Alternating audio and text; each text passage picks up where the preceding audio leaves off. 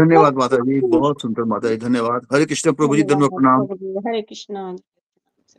हरे कृष्णा। हरे कृष्ण जी, दंडवत प्रणाम। हरे कृष्णा प्रभु जी। हरे कृष्णा प्रभु जी।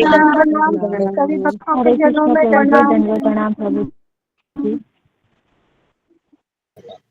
हरे कृष्णा प्रभु जी, दंडवत प्रणाम। हरे कृष्ण, सभी के चरणों में दंड प्रणाम। आइए आज का सत्र प्रारंभ करेंगे भगवान से प्रार्थनाओं के साथ। जय राधा माधव कुंज बिहारी, गोपी जन वल्लभा गिरिवरधारी, यशोदानंदन ब्रज रंजन, यमुना तीरावनचारी। जय राधा माधव कुंज बिहारी, जय राधा माधव कुंज बिहारी। ओम नमो भगवते वासुदेवाय, ओम नमो भगवते वासुदेवाय, ओम नमो भगवते वासुदेवाय। नारायणं नमस्कृत्यं नरं चैव नरोत्तमं, देवीं सरस्वतीं व्यासं ततो जयमुदीरये। नष्टप्रायेषु भद्रेषु नित्यं भागवत सेवया, भगवती उत्तम श्लोके भक्तिर्भवति नैष्टिकी। कृष्णाय वासुदेवाय देवकी नंदनाय च नंदगोपकुमाराय गोविंदाय नमो नमः। जय श्री कृष्ण चैतन्य प्रभु नित्यानंद, श्री अद्वैत गदाधर शिवासादि गौर भक्तवृंद। गुरुवे गुरुचंद्राय राधिकाय ददालये, कृष्णाय कृष्ण भक्ताय तद्भक्ताय नमो नमः। मूकं करोति वाचालं पंगुं लंघयते गिरिं यत्कृपादमहं वन्दे श्रीगुरुं दीनतारिणं श्रीपरमानंद माधवं श्रीचैतन्येश्वरम्।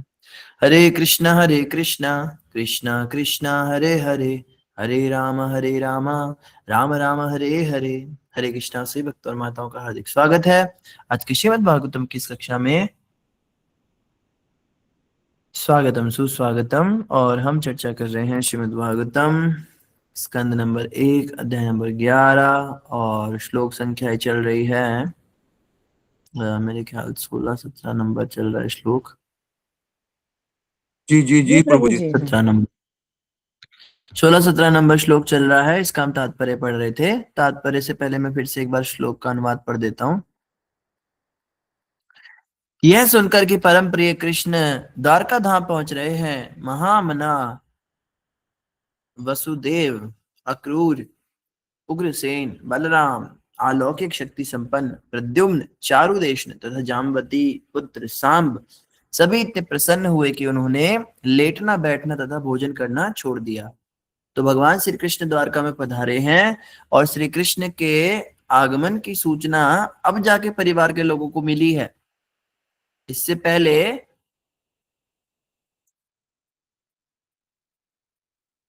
जैसा कि हम देख रहे थे कि जब भगवान मार्ग से आ ही रहे थे तो द्वार पर ही द्वारका के सभी निवासी भगवान का स्वागत कर चुके हैं। भगवान की आरती भी हो चुकी है, नाना प्रकार की सामग्री भी रखी है। भगवान के स्वागत के लिए बहुत सुंदर बंधनवारें बनी हुई थी, सड़क को भी साफ किया गया था, सब कुछ हुआ था। और द्वारका निवासियों ने नाना प्रकार की भेंटें भी भगवान को दी। और अब जो है भगवान जब अंदर आ गए तो परिवार के लोगों को पता चला कि भगवान श्री कृष्ण आए हैं। तो सबने, कोई बैठा था, कोई भोजन कर रहा था, कोई लेटा था, तो तुरंत सभी लोगों ने वो सब काम छोड़ दिए। तो आइए इनके बारे में प्रभुपाद जी तात्पर्य में बता रहे हैं। वसुदेव जी के बारे में हमने कल जाना, अक्रूर जी के बारे में जाना, उग्रसेन जी के बारे में जाना और बलराम जी के बारे में भी जाना। आज हम आगे कंटिन्यू करेंगे बलराम जी के बाद में। अगला नंबर आता है प्रद्युम्न जी का। तो प्रद्युम्न कौन थे, इनका नाम यहाँ पे आया है, इस विषय में हम पढ़ेंगे तात्पर्य से। तो हम सबको मौका देंगे पढ़ने का।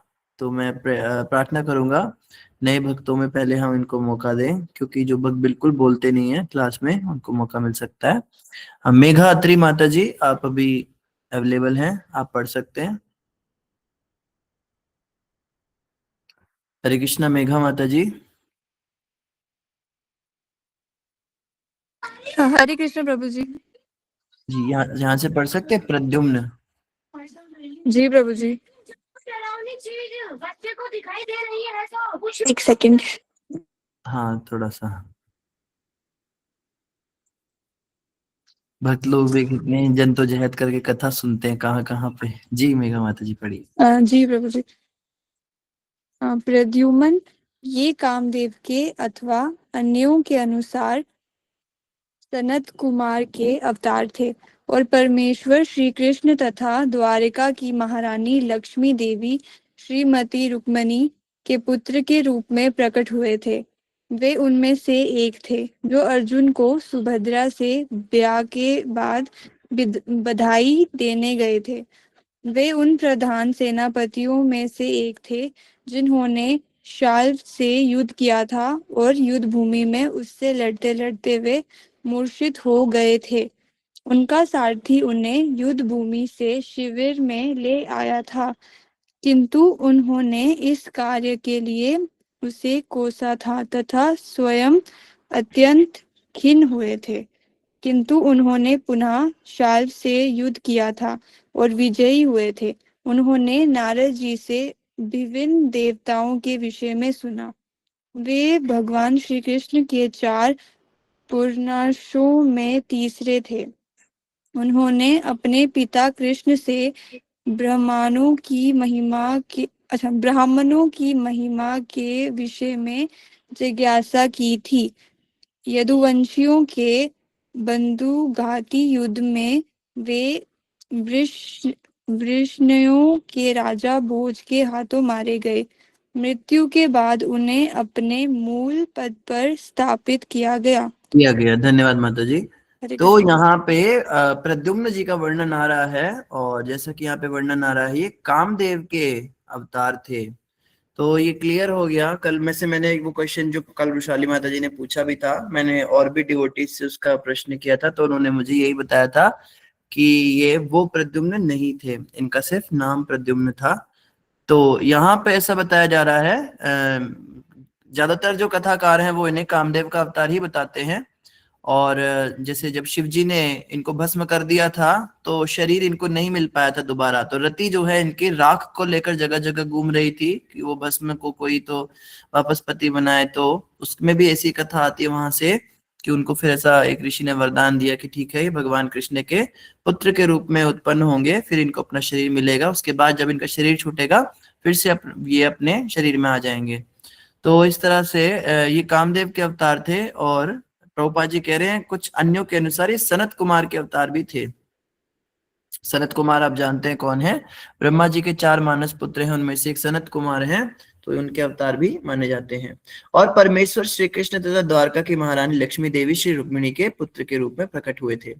तो प्रद्युम्न जो है भगवान के पहले पुत्र थे, भगवान कृष्ण और रुक्मिणी के। हैरत की बात है कि भगवान कृष्ण के प्रथम पुत्र राधा रानी से उत्पन्न नहीं हुए, ये रुक्मिणी से उत्पन्न हुए। ऐसा भी बताया जाता है कि राधा कृष्ण का विवाह तो हुआ ही था। आप सब जानते ही हैं कि ये भांडीर वन में भगवान कृष्ण का विवाह राधा रानी से ब्रह्मा जी के द्वारा संपन्न तो कराया गया था, लेकिन वहां पर जो उनका दाम्पत्य जीवन था वो गुप्त था, क्योंकि वो विवाह पब्लिक में नहीं हुआ था, वो देवताओं में हुआ था और उसकी सूचना भी इस संसार में बहुत कम लोगों को है। अब तो प्रचार बहुत बढ़ गया इनका, लेकिन आज तक अधिकतर लोग यही मानते हैं कि राधा कृष्ण अविवाहित थे। रुक्मिणी उनकी पत्नी थी और राधा रानी उनकी प्रेमिका थी। ऐसी ही मान्यताएं चलती आ रही है, लेकिन ऐसा भी नहीं है कि वो बिल्कुल समाज में किसी को पता ही नहीं था। पर चलो फिर भी गुप्त रूप से विवाह हुआ था, इसीलिए ये जो है ये संतान आगे नहीं हो पाई उनकी। और ऐसा भी बताया गया कि राधा रानी का कोई संतान हुआ ही नहीं। एक्चुअली में राधा रानी से कोई संतान नहीं हो पाई, क्योंकि कृष्ण के साथ तो गुप्त विवाह था, तो वहां तो संसार तो क्या बोलता। और जो राधा रानी का दूसरा विवाह हुआ, जो संसारिक विवाह हुआ दुनिया के सामने, वो भी कृष्ण अंश से ही हुआ था। जो जिनको कि आजकल वो सीरियल में आयान बताते हैं, एक्चुअली में शास्त्रों में उनका नाम अभिमन्यु बताया है। और वो जावट गांव के रहने वाले थे, उनकी माता जटिला और उनकी बहन कुटिला। तो वहां पे जो विवाह हुआ था वो भी कृष्ण अंश से ही उत्पन्न थे, क्योंकि जब तक कृष्ण का अंश नहीं होगा तब तक राधा रानी से विवाह हो कैसे सकता है। और ऐसा भी बताया जाता है कि उन्होंने वरदान लिया था भगवान से कि मैं आपकी लक्ष्मी को चाहता हूं, तो भगवान ने उनको वरदान तो दिया था, लेकिन कहा था कि तुम इनको कभी स्पर्श नहीं कर पाओगे।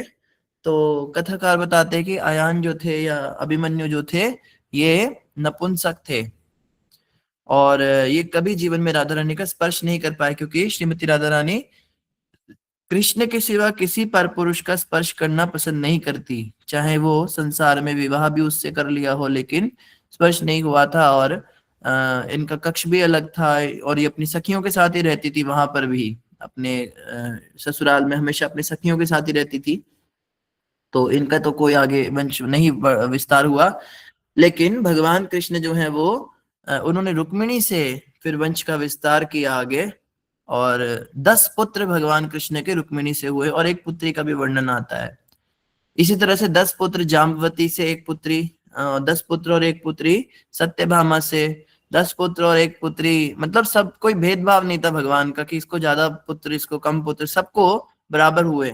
16,108 रानियों को सबको ही भगवान ने 10-10 पुत्र और एक पुत्रियां दी। तो ये भी प्रश्न कई लोग पूछते हैं कि भगवान तो भगवान है, तो भगवान कैसे, हम जानते हैं कि भगवान कृष्ण नैष्टिक ब्रह्मचारी हैं। ये भी कई लोग कहते हैं कि ब्रह्मचारी गृहस्थ कैसे हो गया, हालांकि भगवान इन सबसे ऊपर हैं। भगवान कृष्ण जो है वो ना तो ब्रह्मचारी, ना गृहस्थ, न वानप्रस्थ, न सन्यासी, न ब्राह्मण, क्षत्रिय, वैश्य, शूद्र, भगवान तो भगवान है। भगवान किसी जात के नहीं होते, भगवान किसी आश्रम के नहीं होते, भगवान किसी वर्ण के नहीं होते हैं। भगवान ने सब बनाया हमारे लिए, ये नियम हमारे लिए बने हैं, मनुष्यों के समाज के लिए। भगवान कभी भी कुछ भी कर सकते हैं, उनपे कोई नियम लागू नहीं होता। पर फिर भी जैसा शास्त्र कहते हैं कि कृष्ण तो नैष्टिक ब्रह्मचारी हैं। नैष्टिक ब्रह्मचारी उसे कहते हैं जिसने अपने जीवन में कभी भी किसी स्त्री का संग ना किया हो, अपने वीर्य की बूंद भी कभी बाहर ना आने दी हो। तो कृष्ण भगवान के इतने सारे ये भी देखो, कृष्ण भगवान ये इतने सारे लाखों बच्चे पैदा करके भी ब्रह्मचारी है, आज भी उन्हें ब्रह्मचारी कहा जाता है। तो शास्त्र में आचार्यों का ऐसा कहना है कि कृष्ण आलिंगन मात्र से संतान उत्पन्न करते थे। कोई जो रानी बड़ी इच्छुक होती थी पुत्र की, तो भगवान उसको आलिंगन करते थे, उसको गले मिलते थे और उतने मात्र से ही वो गर्भवती हो जाती थी। भगवान कृष्ण ने जो ये क्रियाएं हैं ये सब कभी नहीं की। कृष्ण भगवान जो है वो परम शुद्ध हैं, और खैर ऐसा नहीं कि ये चीजें अशुद्ध या अपवित्र होती हैं, पर भगवान ये सब चीजें नहीं करते, भगवान के लिए सब चीजें नहीं है। वो दृष्टिपात करने से भी गर्भवती कर सकते हैं, वो आलिंगन से भी गर्भवती कर सकते हैं। तो सांब जो क्षमा कीजिए, प्रद्युम्न जो है ये प्रथम पुत्र है रुक्मिणी और कृष्ण का। वे उनमें से एक थे जो अर्जुन को सुभद्रा के से ब्याह के बाद बधाई देने गए थे। तो अर्जुन और सुभद्रा के ब्याह की बात बार बार हो रही है, तो निश्चित रूप से पता लग रहा है कि प्रभुपाद जी बड़े ऑब्सेस्ड हैं उस कथा से। प्रभुपाद जी ने, या तो जिन भी आचार्य की टीका प्रभुपाद जी पढ़ रहे हैं, वो बार बार सुभद्रा के ब्याह का उदाहरण दे रहे हैं। अक्रूर जी का वर्णन है, वहां भी बोला ये उनके साथ में मदद कराने गए थे, और फिर पीछे उग्रसेन जी का भी वर्णन आया, वहां भी। तो प्रद्युम्न के, बलराम जी के भी जब वर्णन आ रहा था तो उसमें भी सुभद्रा और अर्जुन की बात आई थी कि उसको मारने वाले थे। तो यहाँ पे बता रहे हैं, तो ये बड़ी ऐतिहासिक घटना है, ये भी हम बड़े विस्तार से कभी पढ़ेंगे, सुभद्रा और अर्जुन का ब्याह। तो इतना ज्यादा यहाँ पे वर्णन हुआ है। तो अर्जुन जो है, अर्जुन की जब सुभद्रा से शादी हो गई थी तो प्रद्युम्न भी गए थे उनको बधाई देने। वे उन प्रधान सेनापतियों में से एक थे जिन्होंने शाल्व से युद्ध किया था तथा युद्ध भूमि में लड़ते लड़ते मूर्छित हो गए। उनका सारथी युद्ध भूमि से उनको लेकर चला गया था। ऐसा बताते हैं कि जब वो घायल हो गए थे युद्ध में, तो उनका सारथी ने क्या किया, उसने सोचा कहीं मर ही ना जाए, इनको छुपा लेता हूँ। तो बाद में उसने बड़ी भर्त्सना की उनकी कि युद्ध से तुम मुझे कैसे छुपा कर लिया है, मैं तो कायर कहलाऊंगा। तो वो वापस युद्ध में लड़ने चले गए और जीत कर भी आए। और आगे यहाँ पे बताया जा रहा है, स्वयं अत्यंत खिन्न हुए, किंतु उन्होंने पुनः शाल से युद्ध किया और विजयी हुए। उन्होंने नारद जी से विभिन्न देवताओं के विषय में सुना। नारद जी ने उनको विभिन्न देवताओं के बारे में भी बताया। वे भगवान श्री कृष्ण के 4 पूर्णांशों में तीसरे हैं। अब देखो यहाँ पे वर्णन आ रहा है कि जो पूर्णांश है भगवान के, उसमें वो तीसरे हैं, वासुदेव, अनिरुद्ध, प्रद्युम्न और संकर्षण। तो यहाँ पे ये कहा गया कि वो तीसरे हैं, और ऊपर कहा गया कि वो तीसरे नहीं, वो तो कामदेव के अवतार हैं। तो मैंने भीष्म पितामह के परिप्रेक्ष्य में भी ये प्रश्न किया था एक बार कि ज्यादातर लोग यही कहते हैं वो तो वसु थे, द्रोण वसु थे।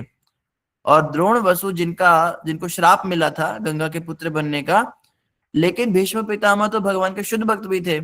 तो मृत्यु के पश्चात शास्त्र कहते हैं कि वो वापस स्वर्ग में चले गए थे और द्रोण वसु बन गए थे। लेकिन भक्तों का कहना है कि वो मृत्यु के पश्चात, क्योंकि वो उत्तरायण में भगवान कृष्ण के दर्शन करते हुए गए थे, तो वे गोलोक धाम चले गए थे, वीर रस में जो भगवान की भक्ति करते थे। पांडवों के विषय में भी ये बात सुनने को आती है कि पांडव जो है वो अंत समय पे स्वर्ग में जा रहे थे, रास्ते में एक एक करके शरीर छोड़ते हुए, और एक कुत्ता भी जा रहा था। तो लास्ट में युधिष्ठिर जी स्वर्ग तक पहुंचे थे। तो ये पांचों देवताओं के अंश थे, जो इंद्र के और यमराज के और भीमसेन जो है वायुदेव के, ये जो अंश थे, ये लोग वापस स्वर्ग में चले गए अपने उसमें। लेकिन भक्तों का कहना है, प्रभुपाद जी का भी ऐसा कहना है कि वो शुद्ध भक्त थे भगवान के, और उन सबको गोलोक की प्राप्ति हुई। ऐसा ही यहाँ पर भी वर्णन आ रहा है कि प्रद्युम्न ये कामदेव के अवतार थे या भगवान के ये जो चार पूर्णांश उसमें से तीसरे थे। तो इसका समाधान करना बड़ा मुश्किल है, क्योंकि भौतिकवादी लोग उस तरह से मानते हैं और वैष्णव लोग इस तरह से मानते हैं। लेकिन एक बड़ा अच्छा कॉन्सेप्ट पता चला हमको, जिसको सुन के हम बड़े हिल गए। आपको भी, हमें यकीन है कि आप भी सुनेंगे तो आप सब भी थोड़ा सा तो हिल जाएंगे। शायद पहले बताया भी होगा ये आपको। एक्चुअली में जब भी ये महापुरुष आते हैं भगवान के अवतार के साथ में, ये एक एक शरीर में 3-4 आत्माएं होती हैं, एक नहीं होते ये। और ये सभी जो हैं अपने अपने कार्य कर रहे होते हैं। अब ये प्रद्युम्न है, इनमें कामदेव भी थे, सनत कुमार भी थे, और इनमें भगवान के पूर्णांश वाले प्रद्युम्न भी थे। ऐसा नहीं कि आत्माएं आती हैं। अब इस कॉन्सेप्ट को हम पूरी तरह नहीं समझ सकते, क्योंकि हमारी बुद्धि जो है वो देखती है 1 अंगूर, 2 अंगूर, 3 अंगूर। हम ये नहीं मान सकते कि एक ही अंगूर के अंदर 3 अंगूर कैसे हो सकते हैं, कि तीनों की वैरायटी। तो एक ही आत्मा के अंदर तीनों अंश या कह लीजिए आवेश होता है, लेकिन ये आवेशित कब होती हैं, कैसे होती हैं, ये हम समझ नहीं सकते। पर इतना जरूर हम समझ सकते हैं कि ये इनमें तीनों थे। तो टेक्निकली प्रद्युम्न की जब मृत्यु हुई होगी, जब उन्होंने शरीर छोड़ा होगा, तो उनके अंदर से जो कामदेव का अंश था वो वापस कामदेव में चला गया, जो सनत कुमार का अंश था वो स्वर्गलोक में चला गया।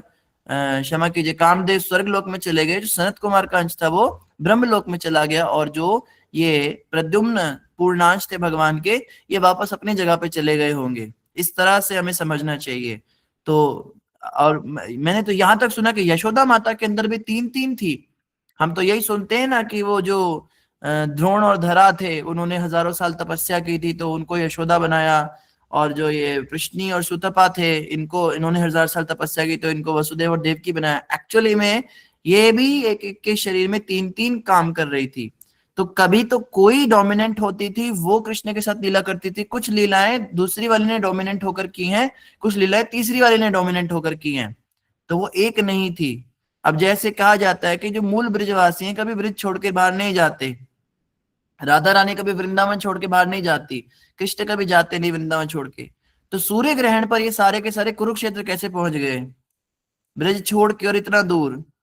तो वहां पे जो गए थे वो उस समय पे दूसरी वाली आत्माएं डोमिनेंट थी इन सभी के अंदर, समझ रहे, जो इस भौतिक जगत की थी। जो गोलोक धाम से आए हुए भगवान के जो शुद्ध भक्त हैं, जो भगवान के गोलोक धाम से आए थे, वो सब उस समय डोरमेंट हो गए थे।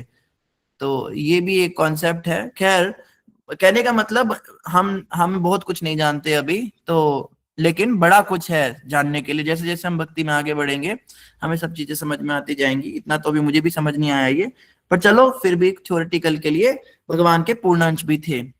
उन्होंने अपने पिता कृष्ण से ब्राह्मणों की महिमा के विषय में जिज्ञासा की थी। भगवान कृष्ण से इन्होंने ब्राह्मणों की महिमा सुनी थी, और यदुवंशियों के बंधुघाती युद्ध में इनको राजा भोज ने मारा था।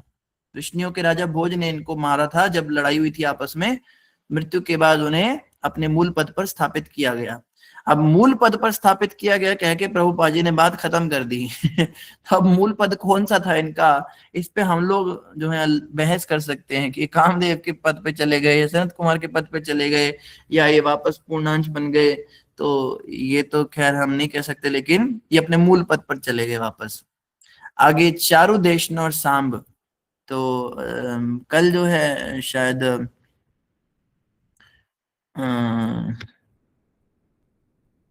ठीक है, हमारे बीच में परविंदर प्रभु जी हैं। परविंदर प्रभु जी, आप पढ़ना चाहेंगे?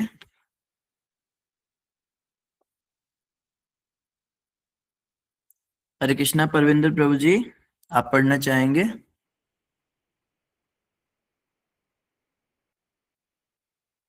ठीक है।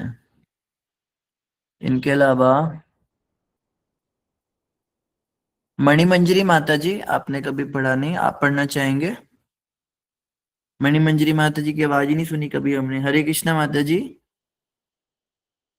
देखा भी नहीं उनको प्रभु जी किसी ने। हाँ, लगता है आज भी नहीं देख पाएंगे। हरे कृष्णा मणिमंजरी सेविनी माता जी, क्या आप अवेलेबल हैं अभी? मेरे ख्याल अभी हमारे पुण्य कुछ कम है, थोड़ी और साधना करते हैं हम अच्छे से, तब माता के दर्शन हो पाएंगे हमको। प्रभु जी, सुनीता माता जी की मदर है। अच्छा, उनको वो मोबाइल में दिक्कत होती होगी थोड़ा। चलो कोई बात नहीं। और नए डिवोटीज में हमारे बीच में, हाँ, रमा शर्मा माता, कल भी आपका नाम लिया गया था। रमा शर्मा माता जी। प्रभु जी, उनको भी ना कुछ ऑपरेट करना नहीं आता। बहुत बार वो उनका ना अनम्यूट रहता है, म्यूट रहता है, उनको नहीं आता ऑपरेट करना। हरे कृष्ण। ओके ओके, उनको म्यूट की प्रॉब्लम होती होगी। ठीक है ठीक है। तो उनके अलावा शिखा माता को मौका देते हैं।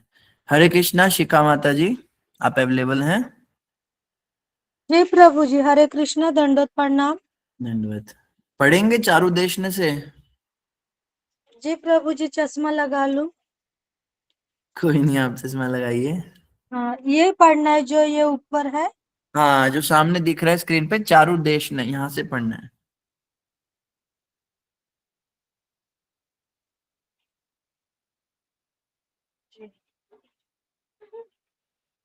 मुझे नहीं क्या पढ़ना है? ये चारों देश से ऊपर। मैं पढ़ूं? हाँ हाँ, मुझे नहीं दिख रहा है। चारु देश ने श्री कृष्ण तथा रुक्मिणी देवी के एक और पुत्र, ये भी द्रौपदी स्वयंवर में उपस्थित थे। ये अपने भाइयों तथा पिता की भांति महान योद्धा थे। इन्होंने विविधक से युद्ध करके उसे मार डाला। धन्यवाद साम धन्यवाद। तो यहाँ पे चारु देशने का भी वर्णन आ रहा है। श्री कृष्ण तथा रुक्मिणी देवी के एक और पुत्र थे, तो ये भी प्रद्युम्न के छोटे भाई थे, यहाँ से ऐसा वर्णन आ रहा है। तो ये रुक्मिणी और श्री कृष्ण के दूसरे पुत्र थे, और द्रौपदी स्वयंवर में उपस्थित थे। द्रौपदी का जब स्वयंवर हो रहा था वहां पर ये थे। इसका मतलब कि पांडवों का जो विवाह है वो काफी बाद में हुआ है। भगवान कृष्ण के बच्चे बड़े बड़े हो चुके थे।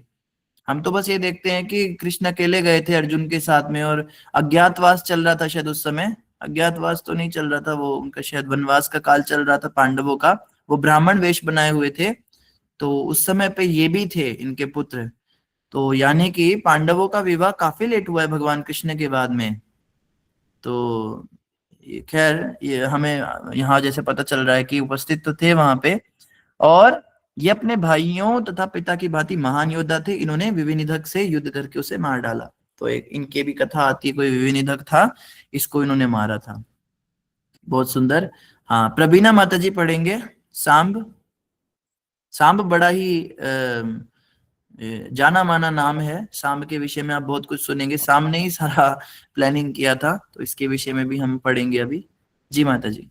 जी प्रभु जी, हरे कृष्ण, दंडवत प्रणाम।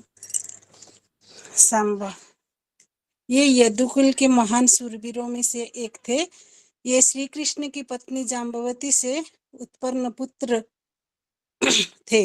इन्होंने अर्जुन से धनुर्विद्या का युद्ध कौशल सीखा था, और महाराज युधिष्ठिर की संसद के सदस्य बने थे।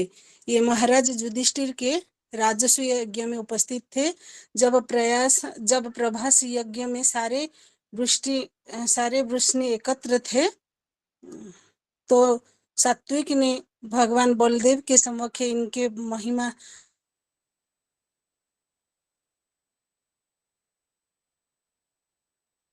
हरे कृष्णा माता जी, आपकी आवाज बंद हो गई।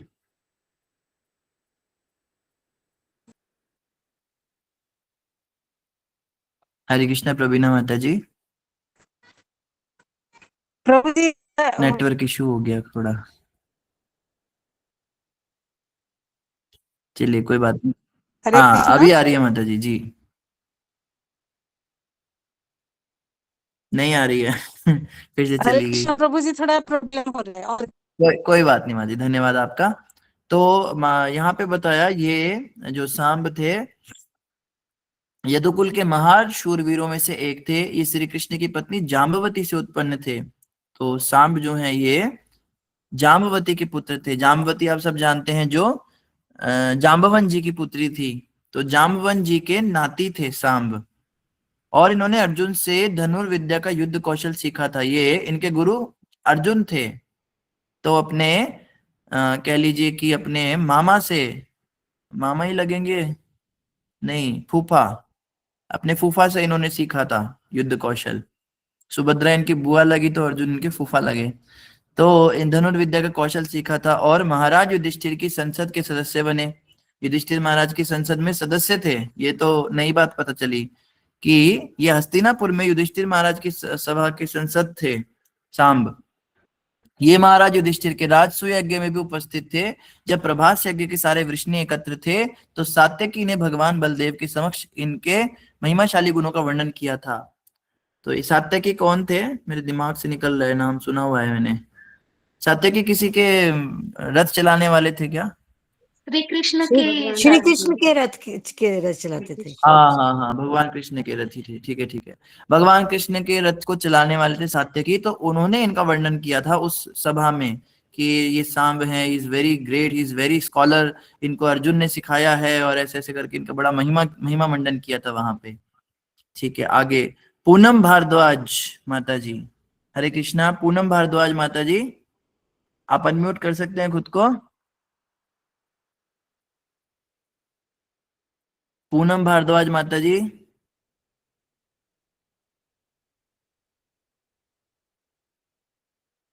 चलिए कोई बात नहीं, नए नए नाम हमारे सामने हैं लेकिन आवाज नहीं आ पा रही है, शायद कुछ इशू होगा नेटवर्क का। हाँ दी, कोमल माता जी पढ़ना चाहते हैं। कोमल माता जी, आपका प्रश्न है या आप पढ़ना चाहते हैं? प्रभु जी दोनों। हरे कृष्ण प्रभु जी, दंडवत प्रणाम। हरे कृष्ण। प्रश्न आपका ले लेते हैं पहले जी। प्रभु जी एक प्रश्न ये है कि जैसे आपने बताया कि एक शरीर में बहुत ज्यादा आत्माएं होती हैं। तो एक्चुअली कल इसी चीज के ऊपर मेरे माइंड में डिस्कशन चल रही थी और मैं सोच रही थी ये किसको पूछूं। तो ये भगवान श्री कृष्ण की कृपा है कि आज वो टॉपिक ही आपने बता दिया। ये कल ये चल रहा था माइंड में प्रभु जी की, जैसे हमारे शरीर में बहुत सारी चीजें हैं जो लिविंग है। इवन सेल जो हैं, कितने सारे सेल हैं, वो सब लिविंग है। तो उन सब के अंदर आत्मा है। तो इतने तो हमारे अंदर बहुत ज्यादा आत्माएं, जो बैक्टीरिया है, सब कुछ है। तो बहुत ज्यादा आत्माएं होंगी हमारे शरीर के अंदर इस हिसाब से। तो ये मेरे हमारे माइंड में शरीर एक में तो प्रश्न चल बहुत रहा कुछ था। है। ये पता है, ये क्वेश्चन मैंने भी पूछा था जब मैं नया नया जुड़ा था इस्कॉन में। तो मैंने ये जी क्वेश्चन अपने काउंसलर से पूछा था। तो वो एक बहुत बड़े डॉक्टर भी हैं और मणिपाल यूनिवर्सिटी में वो प्रैक्टिस करते हैं। अब तो वो बहुत आगे चले गए होंगे। तो उन्होंने मुझे बताया था कि ये बात सच है, हमारे शरीर में जितने सेल्स हैं सबके अंदर एक अलग आत्मा होती है। इवन जब जो पिता होता है उसके माध्यम से माता के गर्भ में जब आहुति जाती है, तो उस एक बूंद के अंदर कितने लाखों जो ये शुक्राणु होते हैं। तो वो भी, क्योंकि साइंस कहता है कि लिविंग और डेड में क्या अंतर है। लिविंग का उन्होंने 2 क्राइटेरिया रखा। एक तो उसमें मूवमेंट होगी ऑन इट्स ओन। लिविंग का मतलब है जिसमें अपने आप से कोई मूवमेंट हो रही है बिना किसी आउटर उसके हेल्प के, उसको वो लिविंग कहते हैं। तो हम देखते हैं कि जो सीमन होता है बेसिकली वो तो खुद ही अंदर जाता है, अपना माता के गर्भ में जाता है और जो है वो फॉर्मुलेट होता है, तो एक्चुअली में उसमें भी हर एक में अलग आत्मा होती है। और उन प्रभु जी ने मुझे ऐसा बताया था कि जो माता के गर्भ में रज होते हैं उनमें भी आत्माएं होती हैं। तो फिर मैंने उनको प्रश्न किया कि जब ये दो आत्माएं मिलती हैं आपस में तो जो शरीर बनता है उसमें कैसे डिसाइड होता है कि प्रोमिनेंट कौन रहेगी, क्योंकि हम तो एक ही हैं, इतना तो हमें पता है, मैं तो एक ही व्यक्ति हूँ, मैं दो तो नहीं हूँ। तो वो बताते थे कि एक जो है उसमें से प्रोमिनेंट हो जाती है, वो या तो पिता की डोमिनेंट होती है या माता की, वो उन्होंने इतना क्लियरली नहीं बताया मुझे, बट ये कॉन्सेप्ट सही है कि every cell has a different soul. और हमारी बॉडी में जितने डेड सेल्स होते हैं, डेड स्किन सेल्स कहते हैं, तो सेल्स डेड कैसे हो सकते हैं, इसका मतलब देवर लिविंग सम टाइम। तो जो डेड होते हैं इसका मतलब उनकी आत्मा निकल जाती है। तो ये हालांकि उनकी लाइफ ज्यादा लंबी नहीं होती, एक स्किन सेल जो होता है कुछ सालों तक ही रहता है, उसके बाद वो मर जाता है, पता नहीं कुछ महीनों तक रहता है। तो कुछ स्किन सेल्स होते हैं जो कुछ घंटों तक ही रहते हैं, और ये सब लिविंग होते हैं। तो हमारे शरीर में बहुत सारी आत्माएं हैं एक्चुअली में, लेकिन हम उसमें सबसे जो डोमिनेटिंग आत्माएं हैं, हम डोमिनेटिंग वाली आत्मा है। तो लेकिन हमारे शरीर में अब 84 लाख योनियों का हमने केवल नाम सुना है, 84 लाख बहुत ज्यादा होता है, उसमें सब कुछ आ जाता है, डेड स्किन सेल्स, या फिर ये वाली भी जो ये भी योनियां ही हैं, सेल्स वाली योनि होती होगी, या जो ये होते हैं, हम बचपन में डायग्राम बनाते थे, माइटोकॉन्ड्रिया बनाते थे, और उसमें हम बनाते थे सेल कैसे पोषण लेता है, तो वो अपने चारों तरफ ऐसे उसको फॉर्मुलेट करता है। या जैसे हमने वो क्या होता है जो अजीब सी शेप का बनाते थे हम, सबसे अमीबा, अमीबा अमीबा की हम डायग्राम बनाते थे, तो वो भी अपना खाना खाता था। तो जो खाना खा रहा है, जो मूवमेंट कर रहा है, that means he is living. तो उसमें भी उस सेल में भी आत्मा होती है। और सेल का साइज बहुत छोटा बताया। किसी को पता है उसका साइज कितना होता है, जो ये सेल्स होते हैं, आई थिंक 10⁻⁻⁻ समथिंग समथिंग उसका होता है। तो जब मैंने भगवत गीता में पढ़ा कि आत्मा का साइज कितना होता है, तब तो हम कहेंगे ना कि आत्मा है उसमें कि नहीं। तो आत्मा का साइज बताया, बाल का जो अग्र भाग है उसके 100 टुकड़े करो, फिर जो एक टुकड़ा निकले उसके फिर 100 टुकड़े करो, तो उतना बड़ा आत्मा का साइज होता है। अभी तो मुझे याद नहीं, मैंने तब ना कैलकुलेट किया था, मैंने बाल का वो ढूंढा था नेट से, पता लगा उसकी टिप कितनी बड़ी होती है वो, फिर उसको 10,000 से डिवाइड किया, तो वो एग्जैक्ट आया कि वो जो आत्मा है वो सेल से भी बहुत ज्यादा छोटी है। 100 या 1000 मतलब हिस्से भी अगर उसके हो जाएं तब जाके भी वो उससे भी बहुत छोटी है। तो एक्चुअली में ये बात सच है कि सब में आत्मा होती है। तो ये बात जो है, लेकिन डोमिनेंट एक ही आत्मा रहती है, वो हम हैं, ऐसा होता है कोमल माता जी। प्रभु जी, तो फिर हर आत्मा में भगवान क्षीरोदक्षाय फॉर्म में लिविंग रिसाइड करते हैं, निश्चित रूप से। तो ये हमारे अंदर भगवान बहुत तरह से बैठे हुए हैं, हर आत्मा में, हर सेल में। बिल्कुल, आपको जानकर हैरानी होगी, हम जो मल त्याग करते हैं उसमें भी भगवान होते ही हैं, और जिस जगह पे मल त्याग करते हैं उसमें भी भगवान होते हैं। भगवान तो हर जगह, संसार में कोई चीज ऐसी एग्जिस्ट कर ही नहीं सकती भगवान के बिना। भगवान कहते हैं मेरे बिना वस्तुओं का भी अस्तित्व नहीं है, भौतिक या आध्यात्मिक कुछ भी, मेरे से ही इनका अस्तित्व, मैं निकल जाऊं तो इनका अस्तित्व समाप्त हो जाएगा। तो एक्चुअली में भगवान ही है। ये तो एक्चुअली मायावादी फिलॉसफी में आपको बताऊं, मायावादी लोग ये कहते हैं, वो कहते हैं मछली में भी नारायण है, सिंह में भी नारायण है, हाथी में भी नारायण है, कुत्ते में भी नारायण है, बिल्ली में भी नारायण है, मुझ में भी नारायण, तुझ में भी नारायण, दुनिया में भी नारायण, सब तरफ नारायण ही नारायण है। तो वो कहते हैं नारायण ही नारायण को थप्पड़ मार रहे हैं एक्चुअली में। तो पाप किसको लगेगा? नारायण को ही लगेगा, उनका पाप पुण्य का ये कॉन्सेप्ट होता है। नारायण ने प्रभुपाद कहते हैं फिर ये क्या किया इन्होंने, ये मनुष्य नारायण ने मछली नारायण खा लिया, तो मनुष्य नारायण को मछली नारायण खाने का पाप लगेगा। तो मतलब वो पूरी तरह वो नारायण पे ही चले गए, वो खुद को खत्म ही कर देते हैं। मगर ये थोड़ा ज्यादा मायावाद वाला तरफ से चला जाएगा। तो हम ये कह सकते हैं कि भगवान बैठे जरूर है वहां पे, बट भगवान जो है वहां पे सिर्फ उसको विटनेस करने के लिए बैठे, साक्षी देते हैं भगवान, उसकी गवाही देते हैं कि क्या कर्म कर रहा है ये व्यक्ति।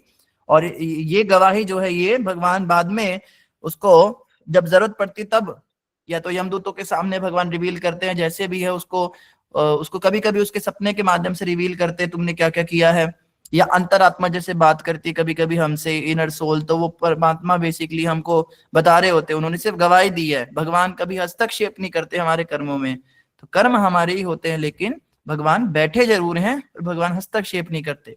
जैसे कठोपनिषद में एक श्लोक आता है, प्रभुपाद जी जगह जगह उसका उदाहरण देते हैं। एक डाल पे दो पंछी बैठे हैं, एक पंछी पेड़ के वृक्ष को पेड़ के फल को खा रहा है और दूसरा पंछी उसको देख रहा है। तो ये डाल क्या है, ये शरीर है, और दो पंछी, एक तो आत्मा और एक परमात्मा। तो आत्मा जो है वो फल खाने में व्यस्त है, यानी कि वो कर्मों का फल भोग रहा है संसार में, और जो दूसरा पंछी उसको देख रहा है वो परमात्मा है, जो उसको उसकी गवाही दे रहे हैं कि क्या कर रहा है क्या नहीं कर रहा है। तो अगर वो पहला पंछी फल खाना छोड़कर दूसरे पंछी की तरफ देख ले तो दोनों मुक्त हो जाएंगे, दोनों डाल से उड़ जाएंगे, लेकिन वो उसकी तरफ देखता ही नहीं है। तो आत्मा जो है जब तक भौतिक संसार में लिप्त है, जब तक अपने इंद्र तृप्ति में, सेंस ग्रेटिफिकेशन में लिप्त है, तब तक उसकी मुक्ति नहीं है। तो उस परमात्मा तो उसकी तरफ देख रहे हैं हमेशा, लेकिन आत्मा को परमात्मा की तरफ मुड़ के देखना होगा। तो ये जो है परमात्मा होते जरूर हैं, आपकी बात सही है, मगर ये जो कर्म है वो हमारे अपने होते हैं। बिल्कुल सही मंजू माता जी, भगवान की इच्छा के बिना पत्ता भी नहीं हिलता। ठीक है कोमल माता जी। तो प्रभु जी, इसका मतलब जैसे हम डॉक्टर जो इस लाइन में है, तो हम सबसे ज्यादा पाप करते हैं, क्योंकि हम तो हर किसी बैक्टीरिया को मारते हैं। वायरस एक टाइम पे कितने मर्डर करते हैं। पाप करना ये हमारे वो स्वभाव है। हम तो सांस लेते हुए पाप कर रहे हैं। आपने पढ़ा ही होगा वातावरण में कितने बैक्टीरिया होते हैं, सांस के साथ में वो अंदर चले जाते हैं, मर जाते हैं हमारी नाक के छिद्र में जाके। जैनी लोग क्या करते हैं, वो अपने मुंह पे कपड़ा बांध लेते हैं इसीलिए कि हम पाप से बचेंगे, तो जितने भी ऑर्गेनिज्म है वो कपड़े से छन जाएंगे। मगर साइंस कहती है कि जो छोटे बैक्टीरिया होते हैं वो कपड़े को भी पेनिट्रेट करके नाक में चले ही जाते हैं। पाप से तो कोई नहीं बच सकता, हालांकि उनका प्रयास अच्छा है, पाप से बचने की, अहिंसा करने की कोशिश कर रहे हैं, लेकिन पूरी तरह से अहिंसक होना नामुमकिन है। जब तक हम मनुष्य हैं तब तक हमें पाप तो करना ही पड़ेगा। हम चलेंगे तो हमारे पैरों के नीचे कितने सारे जानवर आ जाएंगे। हम जब गाड़ी में बैठते हैं, इसीलिए साधु संतों को घोड़े गाड़ी में बैठना मना होता था, क्योंकि घोड़े गाड़ी के नीचे कौन कौन से जीव मर जाते पता नहीं चलता, तो वो पैदल ही चलते थे और देख के चलते थे नीचे, पर कितना देख लोगे आप। तो पाप की अगर आप बात करें तो दही में भी बैक्टीरिया होते हैं। दही छोड़िए, जब हम अग्नि जलाते हैं भोजन पकाने के लिए, अग्नि जलाने के मात्र से क्या होता है, जितने भी आसपास वातावरण में बैक्टीरिया होते हैं वो अग्नि से भी मर जाते हैं, तो उसका भी पाप हमको ही लगता है। इसीलिए भोजन पकाना भी मना होता है। जो हाई स्तर के साधु होते हैं वो अग्नि से भोजन भी नहीं पकाते, क्योंकि वो पूरी तरह अहिंसा का पालन करते हैं। वो कंदमूल खाते हैं। कंदमूल मतलब बिना पका हुआ भोजन। कंद कहते हैं जो धरती से निकलते हैं, और मूल जो होते हैं वो मतलब जो पेड़ से अपने आप टपके, पेड़ को कष्ट भी नहीं देना, जो फल अपने आप पेड़ ने नीचे गिराया उसको उठाकर खाना अलाउड होता है उनको, और जो धरती से निकलता है उसको खाना अलाउड होता है। अब इसमें मतलब ये अहिंसा की प्रैक्टिस के लिए होता है बेसिकली। तो हिंसा तो हमें माता जी अभी जैसे हमारी परिस्थिति है करनी ही पड़ेगी, और अपने अपने पेशे के अनुसार। तो लेकिन ये है, इसमें मैटर करता है हमारी कॉन्शियसनेस, हमारे मन में कितनी हिंसा भरी हुई है। क्या हम एंजॉय कर रहे हैं उन कामों को करके कि हमने कितने मार दिए, हमने कितने मर्डर किए? नहीं, हम एंजॉय नहीं कर रहे हैं। वो हमारी एक जीवनचर्या है, और शास्त्रों में भी कहा है जीवो जीवस्य जीवनम, एक जीव दूसरे जीव का भोजन है। हम खाना भी तो जीव ही खा रहे हैं, जो हम पेड़ पौधे खा रहे हैं वो भी तो जीव हैं, उसमें भी तो आत्मा है। तो शास्त्र कहते कुछ चीजें हमें अलाउड हैं, क्योंकि वो हमारा फूड सिस्टम है या हमारे रहने के लिए जरूरी है। तो कुकिंग हमें अलाउड है, हालांकि उसमें जीव हत्या होती है।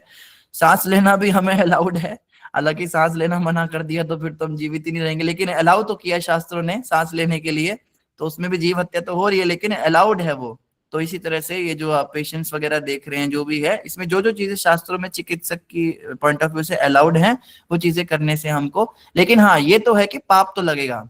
पाप तो वेजिटेरियनों को भी लगता है। जैसे नॉन वेजिटेरियन वाले बोलते हैं ना कि तुम भी तो जानवर, तो तुम प्लांट खाते हो, उसमें भी तो जान होती है। बात उनकी बिल्कुल सही होती है। हालांकि वो पाप जो ऐसा होता है जैसे एक चींटी मारने का और एक जो एक बहुत बड़े जानवर को मारने का जो पाप है, उसमें बहुत अंतर आ जाता है। लेकिन चलो कुछ तो पाप लगता है। इसीलिए भगवान गीता में कहते हैं मुझे भोग लगा के खाओगे तो वो भी नहीं लगेगा। कृष्ण को, वेजिटेरियन भी कृष्ण को भोग लगाना जरूरी है। कृष्ण को भोग लगाने के बाद फिर समस्त पाप समाप्त हो जाता है उसमें से।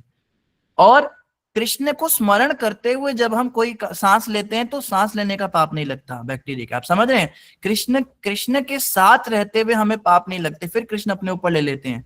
तो यही आपके जिज्ञासा का उत्तर है कि आप अपनी डॉक्टरिंग की प्रैक्टिस करते हुए अगर कृष्ण को याद रखते हुए कृष्ण का नाम जप के शुरू करते कोई भी अपना ट्रीटमेंट, तो नहीं लगेगा। तो भगवान कृष्ण कहते हैं उसके समस्त पाप ब्रह्म निराकार ब्रह्म में विलीन हो जाते हैं। ये भी भगवत गीता में एक श्लोक में भगवान कहते हैं।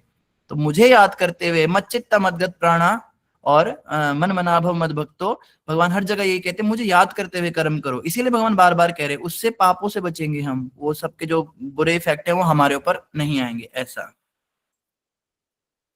ठीक है कोमल माता जी, धन्यवाद प्रभु जी, संगत प्रणाम। धन्यवाद। हरे कृष्णा। हाँ, सुबिता माता जी ने हैंड रेस किया था। कृष्ण प्रभु जी। हरे जी प्रभु जी, कृष्णा। मेरा क्वेश्चन का आपने तो वैसे आंसर दे दिया। मेरा क्वेश्चन वही था, जैसे कि रोज प्लांट होता है, तो रोज प्लांट में भी तो जब हम लोग एक टहनी जब काट करके लगाते हैं तो फिर वो जो है नया प्लांट ही आ जाता है। तो वो भी तो एक कोई ना कोई तो आत्मा डोमिनेंट होता होगा जो कि हम लोग काट के लगाते हैं टहनी, तो फिर वो दोबारा प्लांट बन जाता है प्रभु जी। बिल्कुल, वो उसके हर सेल में आत्मा होती है, प्लांट के भी एवरी सेल में आत्मा जरूर होती है, तभी वो पर्सपिरेशन, रेस्पिरेशन और जो भी हम पढ़ते हैं उसमें क्लोरोफिल, वो सब काम करते हैं उसमें। तो वो सब जो भी मूवमेंट्स वॉलंटरीली हो रही हैं, जो मूवमेंट बिना किसी बाहर के तत्व के अपने आप से हो रही हैं, इसका मतलब उसमें जीवन है। ऐसा तो साइंस का मैं आपको बता रहा हूँ, पर शास्त्रों का भी यही मत है इसमें। ठीक है प्रभु जी, अगर सारे हम हमेशा कृष्ण भावनामृत में रहें, हर जी। क्षण हर कार्य उसी भावना से करें, अपनी चेतना वही बना लें, तो पाप तो नहीं लगेगा ना? फिर तो हमें तो बिल्कुल नहीं लगेगा माता जी, यही तो मुक्त हो भगवान ने जाएंगे ना, कहा। पाप मुक्त हो जाएंगे ना। भगवान कृष्ण कहते हम ताम सर्व पापेभ्यो, भगवान कहते मोक्षयिष्यामि मा शुचा, तुम डरो मत, तुम्हारे सारे पापों को मैं समाप्त करूंगा। इसका मतलब पाप तो लगते ही हैं, लेकिन जी कृष्ण जी समाप्त करेंगे उसको। जी प्रभु जी। हाँ, कार्य धन्यवाद करने प्रभु। में जैसे अभी हमने चर्चा की, दही खाने में या सांस लेने में, इनमें पाप तो लगेगा, लेकिन अगर हम भगवान का ध्यान करते हुए ये कार्य करेंगे तो कृष्ण कहते हैं मैं तुम्हारे सारे पापों को समाप्त करूंगा और तुम्हें मोक्ष भी प्रदान करूंगा। तो एक कृष्ण का कह लीजिए अपना पर्सनल एक हस्तक्षेप है कि प्रकृति के जो कर्म नियम है वो तो चलेगा, सांस लेने से जो पाप लग रहा है वो तो लगेगा, पर कृष्ण कह रहे हैं मैं हस्तक्षेप करके तुम्हारे पापों को अपने ऊपर ले लूंगा या तुम्हारे पापों को समाप्त कर दूंगा। तो ये भगवान कृष्ण का अलग से एक पर्सनल पॉलिसी है, भगवान कृष्ण का ये अलग से एक प्रस्ताव है। ये प्रकृति के नियमों को नहीं बदलता है, प्रकृति के नियम तो भक्तों पर भी लागू होते हैं, भक्तों को भी पाप लगता है, पर कृष्ण उन पापों को समाप्त करते हैं। ऐसा हमें समझ में आता है, जहां ये मेरी अपनी इंटरप्रिटेशन है, मैं गलत भी हो सकता हूँ, पर जहां तक मुझे समझ में आता है गीता में भगवान ने ये कहा है कि पाप जो तुम्हें लगेगा उसको मैं अपने ऊपर ले लूंगा। ऐसा, क्योंकि कर्तव्य छोड़ने से भी पाप लगता है। जी प्रभु जी, धन्यवाद। हाँ, जैसे एक है ना सर्वधर्मान परित्यज्य, सारे धर्मों का त्याग कर दो। धर्म का त्याग करने पर पाप लगता है, शास्त्रों में लिखा है। माता अगर अपने मातृ धर्म का पालन ना करे, स्त्री अपने पत्नी धर्म का पालन ना करे, पिता अपने पितृ धर्म का पालन ना करे, पुत्र अपने पुत्र धर्म का पालन ना करे, तो उन्हें पाप लगता है विशेष प्रकार का।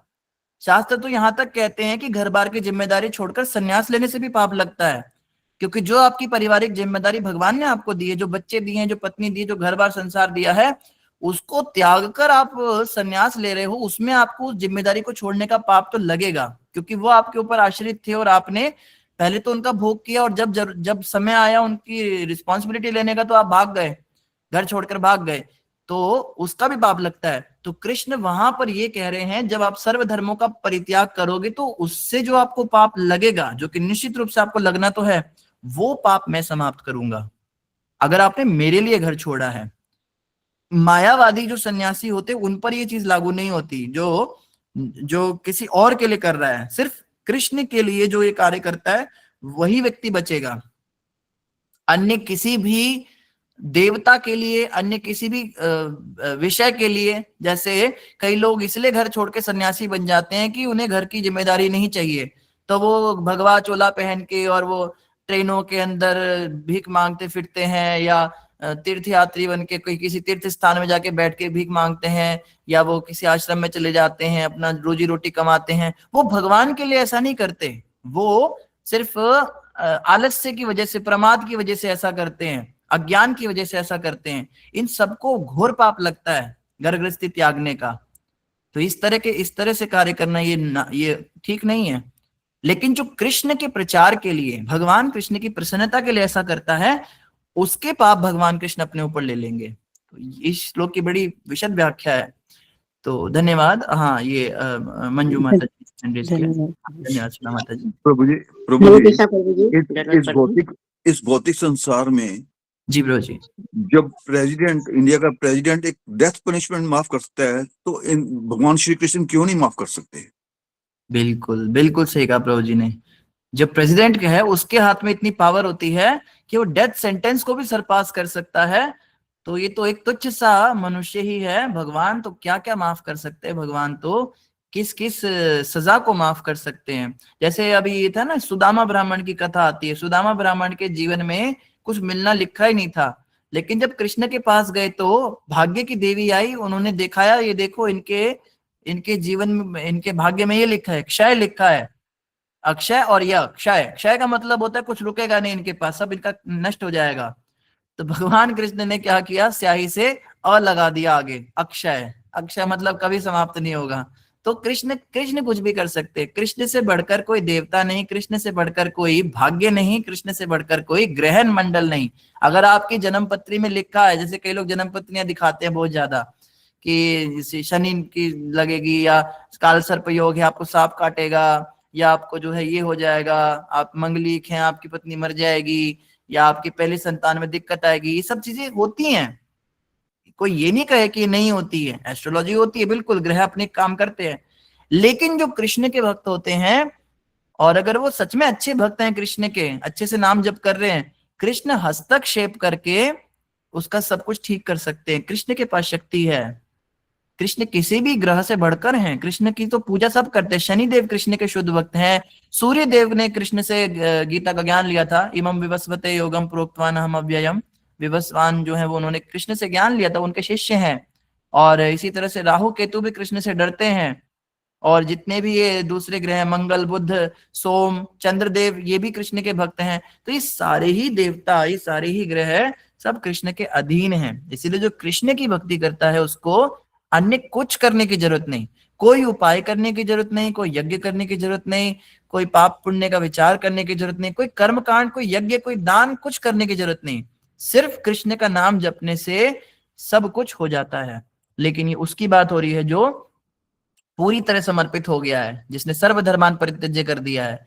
हम लोग अभी इस कैटेगरी में नहीं आते हैं, तो हमें सब कुछ देखना चाहिए। हम पे ग्रह भी काम करेंगे, हम पे प्रकृति भी काम करेगी, हम पे पाप पुण्य भी काम करेंगे, हम पे पितरों का भी ऋण चढ़ेगा। ये सब हमारे ऊपर अभी लागू नहीं हो पाएगा, क्योंकि ये शुद्ध भक्तों के लिए होता है। तो जैसे जैसे हमारी भक्ति शुद्ध होती जाएगी, हम कृष्ण पे पूरी तरह निर्भर होते जाएंगे, वैसे वैसे हमारे सारे जो कर्म हैं वो भगवान कृष्ण के द्वारा सब ये चुकता हो जाएंगे, सभी जितने हैं।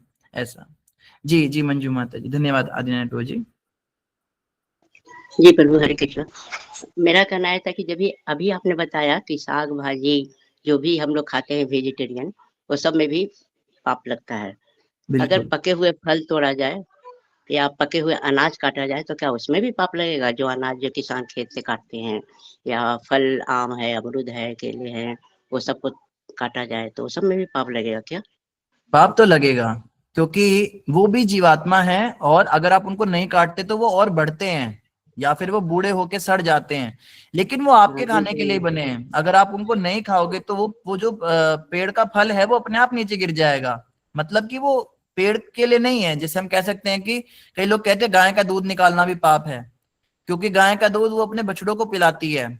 लेकिन हम देखते हैं कि गाय अपने बछड़े को अगर अपना सारा ही दूध पिला दे तो बछड़े का है तो पेट खराब होता है, जिन्होंने गौ पालन किया उनको पता है। या फिर बछड़ा जो है मर जाता है, तो गाय का 1 थन का दूध बछड़े का होता है 3 थन एक्स्ट्रा ही उसको दिया है भगवान ने, वो हमारे लिए ही दिया है। अब आप ये कह सकते हो कि हो सकता है हमारे लिए ना दिया हो, हम तो ये इंटरप्रेट कर रहे हैं कि अब तक गाय ने अपनी बगल वाली के बछड़े के लिए दिया हो, पर सारे बछड़ों को अपनी माँ का दूध मिल जाता है, फिर भी गाय के पास एक्स्ट्रा होता है। इसी तरह पेड़ के फल, पेड़ पे जो फल उगते हैं वो पेड़ के लिए नहीं होते, क्योंकि अगर वो पेड़ के लिए होते तो वो एक टाइम तक पेड़ पर रहते और बाद में एब्जॉर्ब हो जाते उसके अंदर। मगर पेड़ के फल उसमें एब्जॉर्ब नहीं होते हैं, पेड़ के जो फल हैं वो नीचे गिर जाते हैं। तो ये हमारे लिए सृष्टि में भगवान ने दिया है, ये फूड चेन है। इसका ये मतलब नहीं कि भगवान ने हमारे लिए दिया है तो हमें पाप नहीं लगेगा। पाप और ऋण में थोड़ा सा अंतर होता है। ऋण तो लगेगा ना, पेड़ से हमने कुछ लिया ना, इस दुनिया में अगर हम किसी से कुछ लेते हैं और बदले में उसको कुछ नहीं देते, तो हमें वो बोलता है ना कि चल ठीक है अभी तू मत दे, समय आने पर तेरे से मैं भी कुछ ले लूंगा, तो ऋण लग जाता है बेसिकली। जैसे आपने मुझसे 2 रुपए लिए, बदले में आपने मुझे 2 रुपए का कुछ सामान नहीं दिया, तो मैं कहता हूँ चलो अभी आप रख लो, बाद में मैं कभी समय आने पर आपसे कुछ मांग लूंगा। तो पेड़ से हमने फल लिया तो पेड़ के प्रति हमारा ऋण तो लगा, गाय से हमने दूध लिया तो गाय के प्रति ऋण तो लगा। इसी तरह सृष्टि में हर जगह पे हमें ऋण लगते जाते हैं। तो उसका ऋण कैसे चुकाया जाए? हाँ, अब ये प्रश्न बड़ा अच्छा आपने पूछा, इसका ऋण कैसे चुकाया जाए। इसका ऋण चुकाने के लिए गतो मुकुंदम परिहृत्य कृत्यम। वैसे तो ऋण चुकाने के लिए यज्ञ चक्र है, यज्ञ करने चाहिए, गौ को ग्रास देनी चाहिए, रोटी देनी चाहिए, और ये जो सूर्य चंद्रमा इनको अर्घ्य देना चाहिए। सूर्य का भी हम प्रयोग करते हैं, उनमें कपड़े सुखाते हैं और भी बड़ा कुछ करते हैं। और जो जल है, जल के अंदर भी हम अर्घ्य चढ़ाते हैं। बड़ा कुछ कर्म कांड में जाएंगे तो बहुत कुछ है, लेकिन हमारे वैष्णव आचार्य मानते हैं अगर आप कृष्ण का नाम अच्छे से जप रहे हो, कृष्ण की भक्ति अच्छे से कर रहे हो और एकाकी भक्ति कर रहे हो, अनन्य भक्ति कर रहे हो, शुद्ध भक्ति कर रहे हो भगवान की, जिसमें सर्वधर्मान परित्यज्य, सब कुछ छोड़ के कृष्ण की शरण में आ गए, उसके सारे ऋण भगवान कृष्ण चुका देते हैं। तो इस और सारे पेड़ों में खाद पानी दिया जाए तो वो भी तो एक ऋण चुकाना ही हुआ ना। बिल्कुल, पेड़ों में पानी देना, खाद देना, उसको उसकी देखभाल करना, नए नए पेड़ उगाना, पेड़ों को बीजना चाहिए। हमारे घर में फर्नीचर हम खरीद के लाते लकड़ियों के, उसके लिए कितने पेड़ कटे होंगे। हम बचपन से कॉपी किताबों में पढ़े हैं, उन कॉपी किताबों को बनाने के लिए कितने पेड़ कटे होंगे। उतने पेड़ हमको लगाने भी चाहिए आगे बीजों से। हमने कितने पेड़ उगाए आज तक? हम नहीं पेड़ उगाते। तो ये सब पर्यावरण को भी दूषित करते हैं और हमारे अपने जीवन को भी दूषित करते हैं, हमें भी ऋण चढ़ता है। तो ये सब अच्छी कार्य हैं, ये करनी चाहिए हमको। और अगर पेड़ काटा जाए तो? पेड़ काटा है तो दूसरी जगह पेड़ लगाना चाहिए हमको। कम से कम 1 के बदले 10 लगाने चाहिए, क्योंकि हमने बड़ा बढ़िया पेड़ काटा तो कम से कम 10 छोटे छोटे पेड़ लगाने चाहिए। आजकल तो प्रभु पेड़ काटना जुर्म में आता है, जुर्म में। हाँ, अब जाके थोड़ा गवर्नमेंट इस चीज पर, गवर्नमेंट अब सचेत हो गई है। हाँ, पर गवर्नमेंट को पाप पुण्य से कोई लेना देना नहीं है। वो इसलिए सचेत हुई है क्योंकि उनसे पोल्यूशन हो रहा है, पेड़ों के कटने से बारिश नहीं हो रही ठीक से, क्लाइमेट खराब हो रहा है। तो पर्यावरण वालों ने अपने फायदे के लिए बोला पेड़ लगाओ, उन्हें पेड़ों से कोई लेना देना नहीं। पर शास्त्रों ने बताया है पेड़ में भी जीव है, उसको आप काटते हो तो आपको लगाना भी चाहिए। जी प्रभु, हरे कृष्ण। धन्यवाद। हाँ, स्वाति माता जी। हरे कृष्ण प्रभु जी, प्रणाम। प्रभु जी, आवाज आ रही है आपको मेरी? जी जी माता जी, थोड़ी सी कम आ रही है पर आ रही है। अच्छा प्रभु जी, एक चीज पूछना था। जो राधा कृष्ण जी का विवाह हुआ था, तो प्रभु जी वो इतना गुप्त क्यों रखा गया? गुप्त इसलिए रखा गया, अगर पब्लिक हो जाता तो फिर रुक्मिणी कहती लो इनकी तो पहले ही विवाह हो रखे हैं, और फिर यशोदा कहती तुम अपनी पत्नी को छोड़ के कैसे जा सकते हो। फिर राधा रानी को कृष्ण के साथ जाना पड़ता, और राधा रानी ब्रिज से बाहर जा नहीं सकती। ब्रिज से बाहर नहीं जाएंगी इसी शर्त पर तो राधा रानी नीचे आई थी गोलोक धाम में। उन्होंने शर्त रखी थी मैं वृंदावन को छोड़ के नहीं जाऊंगी, जमुना को छोड़ के नहीं जाऊंगी। तो विवाह करने में बहुत सारी समस्याएं थी। कृष्ण अगर उनसे विवाह कर लेते, हालांकि कर सकते थे, ऐसा कोई नियम नहीं है, राधा रानी नित्य संगिनी है कृष्ण की, तो विवाह करने के बाद में बड़ी सारी समस्याएं आती। फिर उनको द्वारका भी कृष्ण के साथ जाना पड़ता। फिर वो मतलब फिर राधा रानी जो वृंदावनेश्वरी हैं, उनकी अपनी महिमा है, वो वृंदावन के ही कुंजों की महारानी है वहीं की, बल्कि राधा रानी महाराज हैं, वृंदावन की राजा हैं वो। आप जाएंगे बरसाने में, वहां पे आप उस मंदिर का नाम किसी ने पढ़ा है? जो बरसाने में मंदिर है राधा रानी का, उसका नाम क्या है, कोई बताएगा? हरे कृष्ण गुरु जी, श्री लाडली जी मंदिर। लाडली मंदिर, लाडली मंदिर, मंदिर नहीं, श्री लाडली जी महाराज, वहां पे जी महाराज। यस, श्री लाडली जी महाराज, बिल्कुल बिल्कुल ठीक है। लाडली जी महारानी नहीं लिखा, लाडली जी महाराज लिखा है। ये शास्त्रों में बताया गया है, और हमारे सनातन गोस्वामी और रूप गोस्वामी ने भी ये बताया कि राधा रानी एक्चुअली वृंदावन की राजा हैं। कृष्ण एक्चुअली में राजा नहीं है वृंदावन के, राधा रानी वहां की राजा हैं। और ऐसा नहीं कि राजा रानी की, जैसे रामचंद्र जी तो अयोध्या के राजा हैं, सीता जी उनकी रानी है, पर यहाँ पे थोड़ा सा अलग है, राधा रानी राजा हैं। तो टेक्निकली विवाहित नहीं है वो कृष्ण से, क्योंकि विवाहित स्त्री रानी बन जाती है। राधा रानी सेपरेट है, राधा रानी अपने आप में पूर्ण है। राधा रानी को कृष्ण की कोई आवश्यकता नहीं है, मतलब आवश्यकता इन द सेंस कि वो स्वयं से राजा है उस जगह की, वो उसका राज्य संभालती है, पूरे वृंदावन का वो राज्य देखती हैं। तो जैसे एक भक्त बता रहे थे बड़ा अच्छा कि रामचंद्र जी ने तो सीता जी को देश निकाला दे दिया कि आप जो है चले जाओ इस राज्य से, या फिर सीता जी खुद ही चली गई, जो भी है। पर कृष्ण कभी राधा रानी को ऐसा बोलने का सोच भी नहीं सकते, क्योंकि वृंदावन बिलोंग्स टू राधा रानी। तो राधा रानी कृष्ण को देश निकाला दे सकती है जब चाहें, क्योंकि कृष्ण की अगर हम पॉलिटिकल पोजीशन देखें तो ब्रिज में कृष्ण की एज सच कोई पोजीशन राधा रानी के अलावा नहीं है, वो राधा रानी के संगी हैं, यही उनकी पोजीशन है वहां पर। ये बहुत ही अंदर की बातें हैं, तो ये ज्यादा नहीं डिस्कस करेंगे हम, मगर बस ये समझना है कि एक ये कारण था, एक कारण ये था कि राधा रानी विप्रलंब रस में आनंद लेती हैं, परकीय रस में आनंद लेती हैं कृष्ण के साथ। परकीय रस क्या होता है? 2 रस होते हैं, ये माधुर्य रस तो आपको पता होगा, माधुर्य जो 5 रस होते हैं उसमें माधुर्य श्रेष्ठ होता है। माधुर्य मतलब भगवान कृष्ण हमारे प्रेमी बने। अब इसमें माधुर्य 2 तरह के होते हैं, एक माधुर्य होता है स्वकीय माधुर्य, एक होता है परकीय माधुर्य। स्वकीय माधुर्य मतलब कृष्ण मेरे पति बने, मैं उनकी पत्नी बनूं और हम साथ में रहें, तो ये दाम्पत्य प्रेम जो द्वारका में रानियों का भी है और वैकुंठ में लक्ष्मियों का भी है। लेकिन परकीय रस जो होता है ये बहुत अति गुप्त है, इस रस के बारे में संसार में चर्चाएं नहीं की जा सकती, क्योंकि लोग इसको गलत नजर से देखते हैं या समझ नहीं पाते।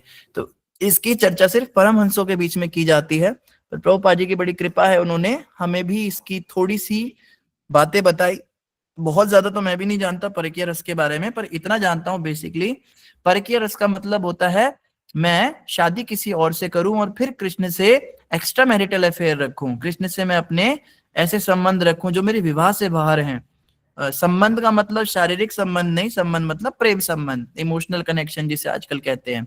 इस संसार में सबसे घृणित वस्तु है ये, जो स्त्री ये काम करती है उसको नरक जाना पड़ता है, इसमें कोई संशय नहीं है। या जो पुरुष किसी स्त्री के साथ ये काम करता है उसको लंपट, छिछोरा ये सब कहा जाता है और वो भी नरकगामी है।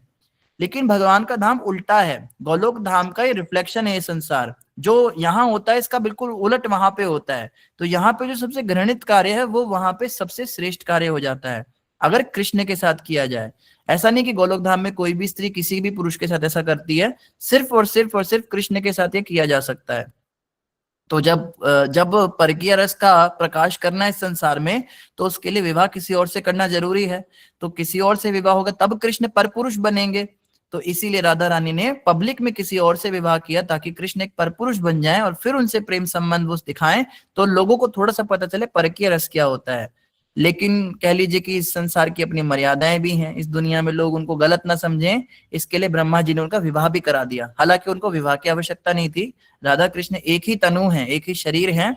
और सहजिया लोग तो इसका बड़ा अच्छा एक और भी उत्तर देते हैं, वो भी पहले मैं दिया करता था, अब जब से इस्कॉन में जुड़ा हूं तो नहीं देता। तो फिर मैं आपको बता देता हूँ क्या बोलते हैं। वो बोलते हैं कि राधा कृष्ण का विवाह इसलिए नहीं हुआ क्योंकि विवाह के लिए तो 2 लोग चाहिए होते हैं, 2 लोगों का विवाह होता है। कोई इंसान अपने आप से कैसे विवाह कर सकता है? तो राधा कृष्ण तो एक ही हैं, तो इसीलिए वो खुद को कैसे सिंदूर लगाएं, खुद को कैसे मंगलसूत्र पहनाएं, तो एक ही व्यक्ति अपने से विवाह नहीं कर सकता, इसमें कोई भेद नहीं है, राधा कृष्ण में कोई भेद नहीं। तो खैर ये उत्तर ज्यादा सहजिया भक्तों का होता है, पर हमें यही समझना है कि राधा रानी जो है वो परकीय रस की आचार्य हैं, वो परकीय रस सिखाने और उसका प्रकाश करने आई थी, इसीलिए उन्होंने विवाह जो है पब्लिक में नहीं किया। प्रभु जी ऐसा भी कहते हैं ना भाई, राधा रानी को कृष्ण को शाप था कि 100 साल तक अब अलग रहोगे, एक दूसरे का शक्ल नहीं देखोगे। हाँ, 100 साल का विरह उनको अनुभव करना था और उन्होंने किया भी था। राधा कृष्ण को एक ऋषि का श्राप था, श्रीदामा ने दिया था प्रभु जी वो श्राप उनको, श्रीदामा ने। टीवी सीरियल में श्रीदामा ने दिया था, बट रियल में श्रीदामा ने नहीं दिया था। रियल में कुछ और ही घटना हुई थी। ये झूठी कहानी है कि श्रीदामा गोलोक धाम में गए और राधा रानी की भक्ति को वो पहचान नहीं पाए। श्रीदामा शुद्ध भक्त है भगवान के, और अन्य शास्त्र कहते हैं कि सुबल श्रीदामा राधा रानी के भाई हैं, तो भाई अपनी बहन को श्राप क्यों देगा? तो टीवी सीरियल वाली जो बातें हैं वो इतनी ऑथेंटिक नहीं होती, पर किसी ऋषि ने दिया था। और कृष्ण को 100 साल तक ब्रिजवासियों का भी विरह सहन करना था, तो इस वजह से भी। पर ये एक अलग चीज है, इसमें क्या था, इसमें तो विवाह के बाद भी विरह सहन किया जा सकता था, पब्लिक में शादी हो जाती, उसके बाद भी कृष्ण छोड़कर जा सकते थे। लेकिन फिर क्या होता, फिर राधा रानी किसी और से विवाह ना कर पाती, तो परकीय रस कैसे सामने आता? तो जहां तक हमें समझ में आ रहा है वो परकीय रस को समझाने के लिए उन्होंने ऐसा किया था। ठीक है स्वाति माता जी, शाम लगता है आज हो नहीं पाएंगे, बस शाम थोड़ा सा बचा है, मैं इसको पढ़ देता हूँ फिर आप सबके प्रश्न लेंगे। प्रभु जी एक और प्रश्न है, पूछूं क्या? माता जी बस 1 मिनट रुक सकते हैं। मैं चाहूंगा आप सब हैंड रेज जिनका है, आप कृपया हैंड रेज रखिए, हैंड डाउन मत कीजिएगा। एक बार तात्पर्य कंप्लीट कर देते हैं, फिर श्लोक कंप्लीट हो जाएगा। आगे यहाँ पे वर्णन आ रहा है, ये युधिष्ठिर द्वारा संपन्न कराए गए अश्वमेध यज्ञ के समय अपने पिता श्री कृष्ण के साथ उपस्थित थे। इनके भाइयों ने इन्हें गर्भवती स्त्री के रूप में कुछ ऋषियों के समक्ष प्रस्तुत किया था। ये कथा आप सबको पता ही है, सांब ने ही वो मजाक किया था ऋषियों के साथ में। इनको साड़ी पहना दी थी, इनके पेट में एक मूसल रख दिया था और ऋषियों से पूछा था हंसी हंसी में, देखो यहाँ रहे, और इन्होंने हंसी हंसी में उनसे पूछा था कि मेरे गर्भ से क्या उत्पन्न होगा, पुरुष होगा, लड़का होगा, लड़की होगी, ऐसे पूछ रहे थे ऋषियों को। इस पर ऋषियों ने उत्तर दिया था कि तुम्हारे गर्भ से लोह पिंड मूसल उत्पन्न होगा, जिससे यदुकुल के बंधुघाती युद्ध होगा, मतलब सब लोग मर जाएंगे, तुम्हारे पेट से इस कुल का नाश उत्पन्न होगा। दूसरे ही दिन प्रातःकाल सांप के गर्भ से एक बृहद लोहपिंड मूसल उत्पन्न होगा। तो प्रभुपाद जी बता रहे सचमुच में सांब के पेट से ये उत्पन्न हुआ था। अब ये एग्जैक्टली हम इसको कैसे समझे मैं नहीं बता सकता, मगर यहाँ पे वर्णन आया कि गर्भ से उत्पन्न हुआ था तो हुआ ही होगा। और जैसे उग्रसेन को उचित कार्यवाही के लिए सौंप दिया गया, ये कथा हम पहले कल सुन चुके हैं कि उग्रसेन ने उसका फिर चूरा करवा दिया था। बाद में सचमुच ही पूर्व घोषित बंधुघाती युद्ध हुआ, जिसमें सांब भी मारे गए, सांब भी नहीं बचे। इस तरह भगवान श्री कृष्ण के ये पुत्र अपना अपना स्थान त्याग कर तथा विश्राम करना, बैठना, खाना जैसे कृत्यों को छोड़कर इनसे विरत होकर अपने पूज्य पिता की ओर दौड़ पड़े। तो ये आज का तात्पर्य पूर्ण हुआ। इन्हीं शब्दों के साथ सभी का धन्यवाद। ग्रंथराज श्रीमद् भागवत महापुराण की जय, जगत गुरु श्रील प्रभुपाद की जय, गौर भक्तवृंद की जय। हरे कृष्णा। जिन भक्तों का प्रश्न है वो रुके रहें, जिन भक्तों का कोई प्रश्न नहीं है वो मीटिंग को लीव कर सकते हैं। जी स्वाति माता जी, अब आपका प्रश्न लेंगे। प्रभु जी ये पूछना था, जैसे यहाँ पे हम लोग जन्म लेते हैं और हमारी मृत्यु होती है, तो और प्रभु जी यहाँ पे जो आत्माएं भी होती है, लाइक पेड़ों में भी होती है और सारे जितने भी हैं 84 लाख योनि है, तो प्रभु जी सेम चीज गोलोक में भी होती है क्या? वहां पे भी तो प्रभु जी पेड़ पौधे सब कुछ होते होंगे। वहां पे सब कुछ होता है माता जी, लेकिन वहां पे अलग तरीके से होता है, कह लीजिए। वहां पे भगवान कृष्ण ने भगवद गीता में गोलोक धाम का थोड़ा सा वर्णन दिया है। एक श्लोक में भगवान बताते हैं, ना तद भासते सूर्यो न शशांको न पावकः यद गतवान निवर्तन्ते तद धामम परमम मम। भगवान कहते हैं मेरे धाम में ना सूर्य है, ना चंद्रमा है, ना अग्नि की आवश्यकता है, ना बिजली की आवश्यकता है, और वहां जाकर किसी को वापस नहीं आना होता, ऐसा मेरा परम धाम है। तो कृष्ण भगवान ने तो इतनी इंफॉर्मेशन दी है कि वहां जाकर वापस नहीं आना होता। एक बार आप गोलोक धाम में पहुंच गए तो दोबारा मृत्यु जगत में नहीं आना होगा, लेकिन वहां पर आपके जन्म मृत्यु हो सकते हैं लीला के लिए। लीला के लिए आप कभी कुछ बन सकते हो, कभी कुछ, पर वो प्रक्रिया यहाँ जैसी तो नहीं है। यहाँ पे जैसे 9 महीने माँ का गर्भ होता है, उसमें कष्ट होता है, भगवान के धाम में कष्ट नाम की चीज नहीं है। वहां पे भी माताएं हैं, वहां पे भी शादियां भी होती हैं, पति पत्नी भी होते हैं, तभी तो पर की अरस होगा। पर की अरस के लिए किसी और से विवाह करना भी जरूरी है। लेकिन प्रभुपाद जी बताते हैं वैकुंठ में भी स्त्रियां पुरुष शादीशुदा तो होते हैं, लेकिन वो मिलकर भगवान के मंदिर जाते हैं, भगवान की आरती करते हैं, भगवान से प्रेम होता है, आपस में परस्पर आकर्षण नहीं होता। उधर विवाह का मतलब ये नहीं है कि काम वासना, उधर विवाह का मतलब है कि हम दोनों शादीशुदा हैं तो हम मिलकर, मतलब मेरे को इसके साथ मिलकर भगवान की पूजा करनी है, ऐसा होता है। ये और मैं मिलकर करेंगे, वो 2 आत्माएं मिलकर भगवान की भक्ति करने के हिसाब से वो शादियां होती हैं वहां की। और वहां पे बच्चे बड़े नहीं होते, क्योंकि वहां पे समय नहीं है। इसको हम ऐसे समझ सकते हैं कि ये जो भौतिक जगत है ये पूरा काल के नियंत्रण में है। काल के प्रभाव से ही हमारी उम्र बढ़ती है, काल के प्रभाव से ही हम मरते हैं, काल के प्रभाव से ही हम पैदा होते हैं, काल के प्रभाव से ही चीजें सड़ती हैं। हमारे पास जो मोबाइल है वो खराब भी काल ही करता है, जो खाना हमने पकाया वो भी काल ही खराब करता है, उसको पुराना करता है या बासी करता है।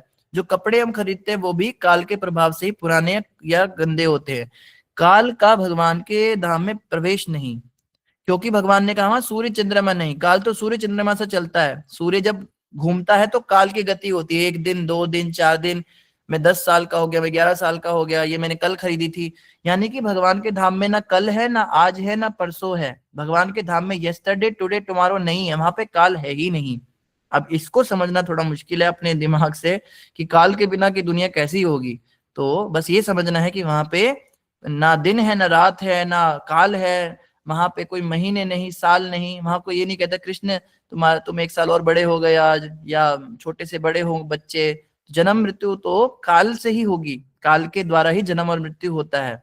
तो काल का प्रवेश ना होने के कारण वहां पे सब कुछ नित्य नवीन और नूतन रहता है। वहां पे कुछ पुराना नहीं होता, कुछ बासी नहीं होता, कुछ गंदा नहीं होता। तो भगवान के धाम में जो भी चीजें हैं लीला के लिए हो सकती हैं, लेकिन जन्म मृत्यु इस तरह से नहीं जैसे संसार में चलता है, ऐसा नहीं। और भगवान के धाम में एक बार कोई चला गया तो उसको वापस नहीं आना पड़ेगा, ऐसा हमको इंफॉर्मेशन मिलता है श्लोक से। ओके प्रभु जी आपने बोला जो बच्चे होते हैं वो बड़े नहीं होते, तो प्रभु जी बच्चे पैदा ही नहीं होते तो बड़े कैसे होंगे? मतलब वहां पर जाके मान लीजिए आप किसी के बच्चे हैं, तो आपकी जो अवस्था है, अगर आपकी अवस्था 5 साल के बच्चे की, तो आप हमेशा वही बन के रहोगे, आप कभी 6 साल के नहीं हो पाओगे, क्योंकि वहां पे सब कुछ परमानेंट है। वहां पे शरीर में परिवर्तन नहीं आते। इस संसार में शरीरों में 6 प्रकार के परिवर्तन आते हैं। भगवत गीता में भगवान बताते हैं कोई भी शरीर या कोई भी वस्तु भी जो है वो पहला तो उत्पन्न होता है, थोड़ा बढ़ता है, बाय प्रोडक्ट्स देता है, आगे विस्तार करता है, एक जैसा रहता है, सड़ता है, और फाइनली एक दिन खत्म हो जाता है। ये इस संसार में 6 परिवर्तन होते हैं। भगवान के धाम में 6 परिवर्तन नहीं होते।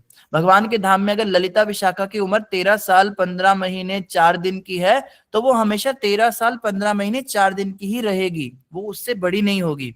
और ये उम्र कैसे हो, उनकी साल की तो गिनती वहां है ही नहीं, तो ये उम्र यहाँ के हिसाब से बताई। इस दुनिया में जो 16 साल की लड़की जैसी दिखती है वो वैसी दिखती हैं, मतलब वो साल की गणना हमने अपने प्लेनेट के हिसाब से की। वहां पे ऐसा नहीं है कि उनकी कोई उम्र होती है, बट यहाँ के हिसाब से वो अवस्था हमें पता चलती है। ऐसी राधा रानी की भी एक एटर्नल एज बताई जाती है, 13 वर्ष कुछ महीने कुछ दिन। में एग्जैक्ट भी आपको बता सकता हूँ, ये सारी इन्फॉर्मेशन है हमारे पास। कृष्ण भी 16 वर्ष कुछ महीने कुछ दिन के। तो उनकी कुछ घंटे कुछ मिनट कुछ सेकंड तक का भी वर्णन आचार्यों ने दिया है कि यहाँ पे जो बच्चा इतने एज का दिखता है वैसे भगवान दिखते हैं, वैसे उनकी सखी दिखती है। और हर सखी की या हर मंजरी की अपनी उम्र है, वो कभी बढ़ती नहीं, वो उतनी ही रहती है, स्टेगनेंट हो जाती है उस पे। तो वहां पे कोई बड़ा नहीं होता, वहां पे कोई बूढ़ा नहीं होता, वहां पे कोई मरता नहीं, पैदा नहीं होता, वहां पे हमेशा एक जैसा ही रहता है। कुछ कुछ बातें समझ में आई होंगी आपको, कुछ कुछ नहीं आई होंगी। यस प्रभु जी थोड़ा बहुत आ गया है। कोई बात नहीं माता जी, मुझे भी इतनी जल्दी समझ में नहीं आया था, और मुझे तो अभी तक भी पूरी तरह समझ में नहीं आया है। बाकी आप गोलोक धाम जाएंगे तो वहां पे सबको सब कुछ समझ में आ जाएगा। थैंक यू प्रभु जी। धन्यवाद। हरे कृष्ण। कोमल माता जी, धन्यवाद प्रणाम माता जी। जी कोमल माता जी आप अवेलेबल हैं? ठीक है, पहले मनीषा माता जी से प्रश्न ले लेते हैं। हरे कृष्ण। प्रभु जी दंड प्रणाम। सही प्रभु जी हमें अनन्य भक्ति करनी चाहिए, तो भगवान के अलग अलग रूप होते हैं, जैसे राधा रमन, राधा गोपीनाथ, राधा मदन मोहन। तो उसमें भी एक ही किसी को मतलब रूप को हम आराध्य मान के अनन्य भक्ति करनी चाहिए, या सभी की कर सकते हैं? और उससे कुछ हम मतलब गोलोक में जाकर उससे भी कुछ फर्क पड़ेगा कि राधा रमन आराध्य है, तो अलग अलग उसमें भी ये होते हैं क्या, पार्ट्स होते हैं क्या गोलोक में भी? मनीषा माता जी आप विवाहित हैं? जी। ठीक है। आपके पति कभी पीली ड्रेस पहनते हैं, कभी ब्लैक ड्रेस पहनते हैं, कभी वो शेरवानी डालते हैं, कभी कुर्ता डालते हैं, तो हर रूप में आप उनके साथ एक ही भाव रखते हैं या अलग अलग भाव रखते हो कि ये मेरा पति है, ये मेरा पति नहीं है? नहीं। बस ये आपके प्रश्न का उत्तर है। कृष्ण की अलग अलग लीलाओं के अनुसार उनके नाम पड़ गए। राधा रानी के वो प्राण प्रियतम बने तो राधा वल्लभ नाम पड़ गया। वो राधा रानी के साथ में विहार करते तो उनका नाम राधा रमण पड़ गया। वो जो है जो वहां के कुंज हैं वहां पे विहार करते तो उनका नाम कुंज बिहारी पड़ गया। तो नाम सिर्फ लीलाओं के अनुसार बदले हैं, व्यक्ति एक ही है। तो अनन्य भक्ति आपकी मानी जाएगी अगर आप सब विग्रहों में भी ऐसा भाव रखोगे। बाकी ये होती है कि इस कलर की ड्रेस पहन के आप बहुत जचते हैं पतिदेव, इसमें आप मुझे सबसे सुंदर लगते हैं, नीले रंग में आप बहुत खूबसूरत लगते हैं। तो वो हमारा एक कह लो विशेष एक अट्रैक्शन हो सकता है किसी एक रूप से, पर बाकी कपड़ों में भी वो मेरे पति ही रहेंगे।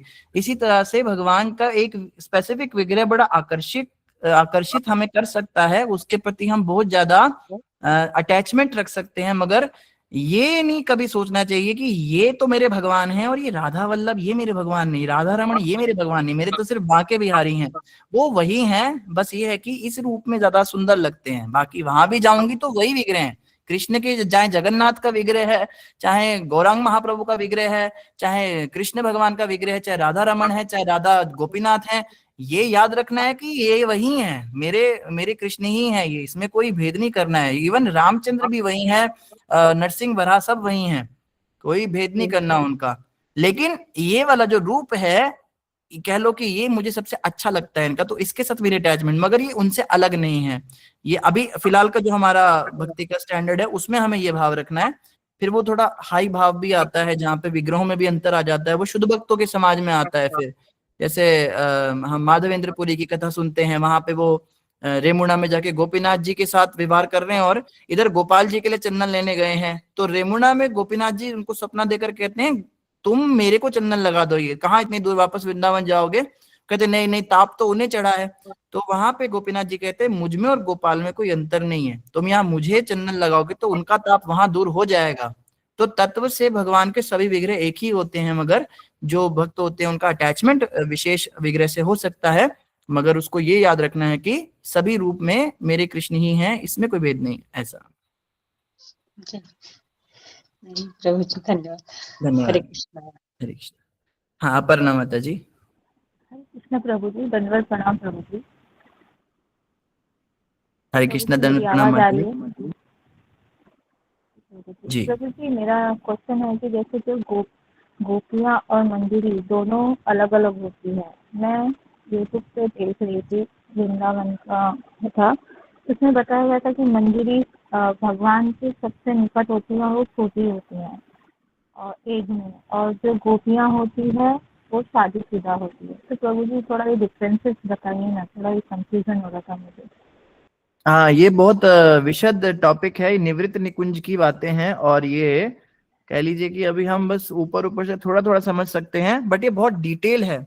अगर आप इसकी डिटेल्स जानना चाहते हैं तो पहले हमको प्रभुपाद जी की सारी बुक्स कंप्लीट करनी पड़ेंगी, उसके बाद में हम रूप गोस्वामी, सनातन गोस्वामी के ग्रंथ पढ़ सकते हैं, गोपाल चंपू पढ़ सकते हैं, और ललित माधव, विदग्ध माधव, ये ग्रंथ, इसमें बहुत विशद वर्णन है इन टॉपिक्स का, कि मंजरी कौन होती है, कितनी उम्र की होती है, कितनी मंजरियां होती हैं, 8 मंजरियों, प्रधान मंजरियों के नाम क्या हैं, 108 प्रधान मंजरियों के नाम के, कौन सी मंजरी किस गोपी के अंतर्गत सेवा करती है, राधा रानी की क्या क्या सेवाएं होती हैं, चमर डुलाने की सेवा कौन सी गोपी करती है, उनको दूध पिलाने की सेवा कौन सी गोपी करती है, भगवान के चरण दबाने की सेवा कौन सी गोपी करती है, चंदन लगाने की सेवा किस मंजरी की है, तो झूला झुलाने के लिए, तो ये सारी उसमें बहुत डिटेल में आपको मिल जाएगा।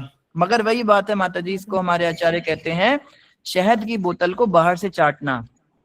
शहद की बोतल बड़ी सुंदर लग रही है, बट उसको जब हम बाहर से चाटते हैं तो है तो वो शहद, लेकिन हमें शहद का स्वाद नहीं आएगा, उसका टेस्ट नहीं आएगा, क्योंकि बोतल खुली नहीं है, अभी बोतल हम बाहर से चाट रहे हैं। तो ये सारे ग्रंथ पढ़ के हमें अच्छा तो लगेगा कि हमें बड़ा कुछ पता चल गया, पर हम वहां जाने वाले नहीं हैं। इनको हम बस यहीं पढ़ पढ़ के खुश होते रहेंगे, वहां पे हमें प्रवेश नहीं मिलेगा। तो ज्यादा बेटर ये होता है कि बोतल को खोलने पर मेहनत की जाए, उसको खोल के अंदर उसका स्वाद लेने के ऊपर हम ज्यादा मेहनत करें, बजाय कि हम उसको बाहर से पूरा चाट लें।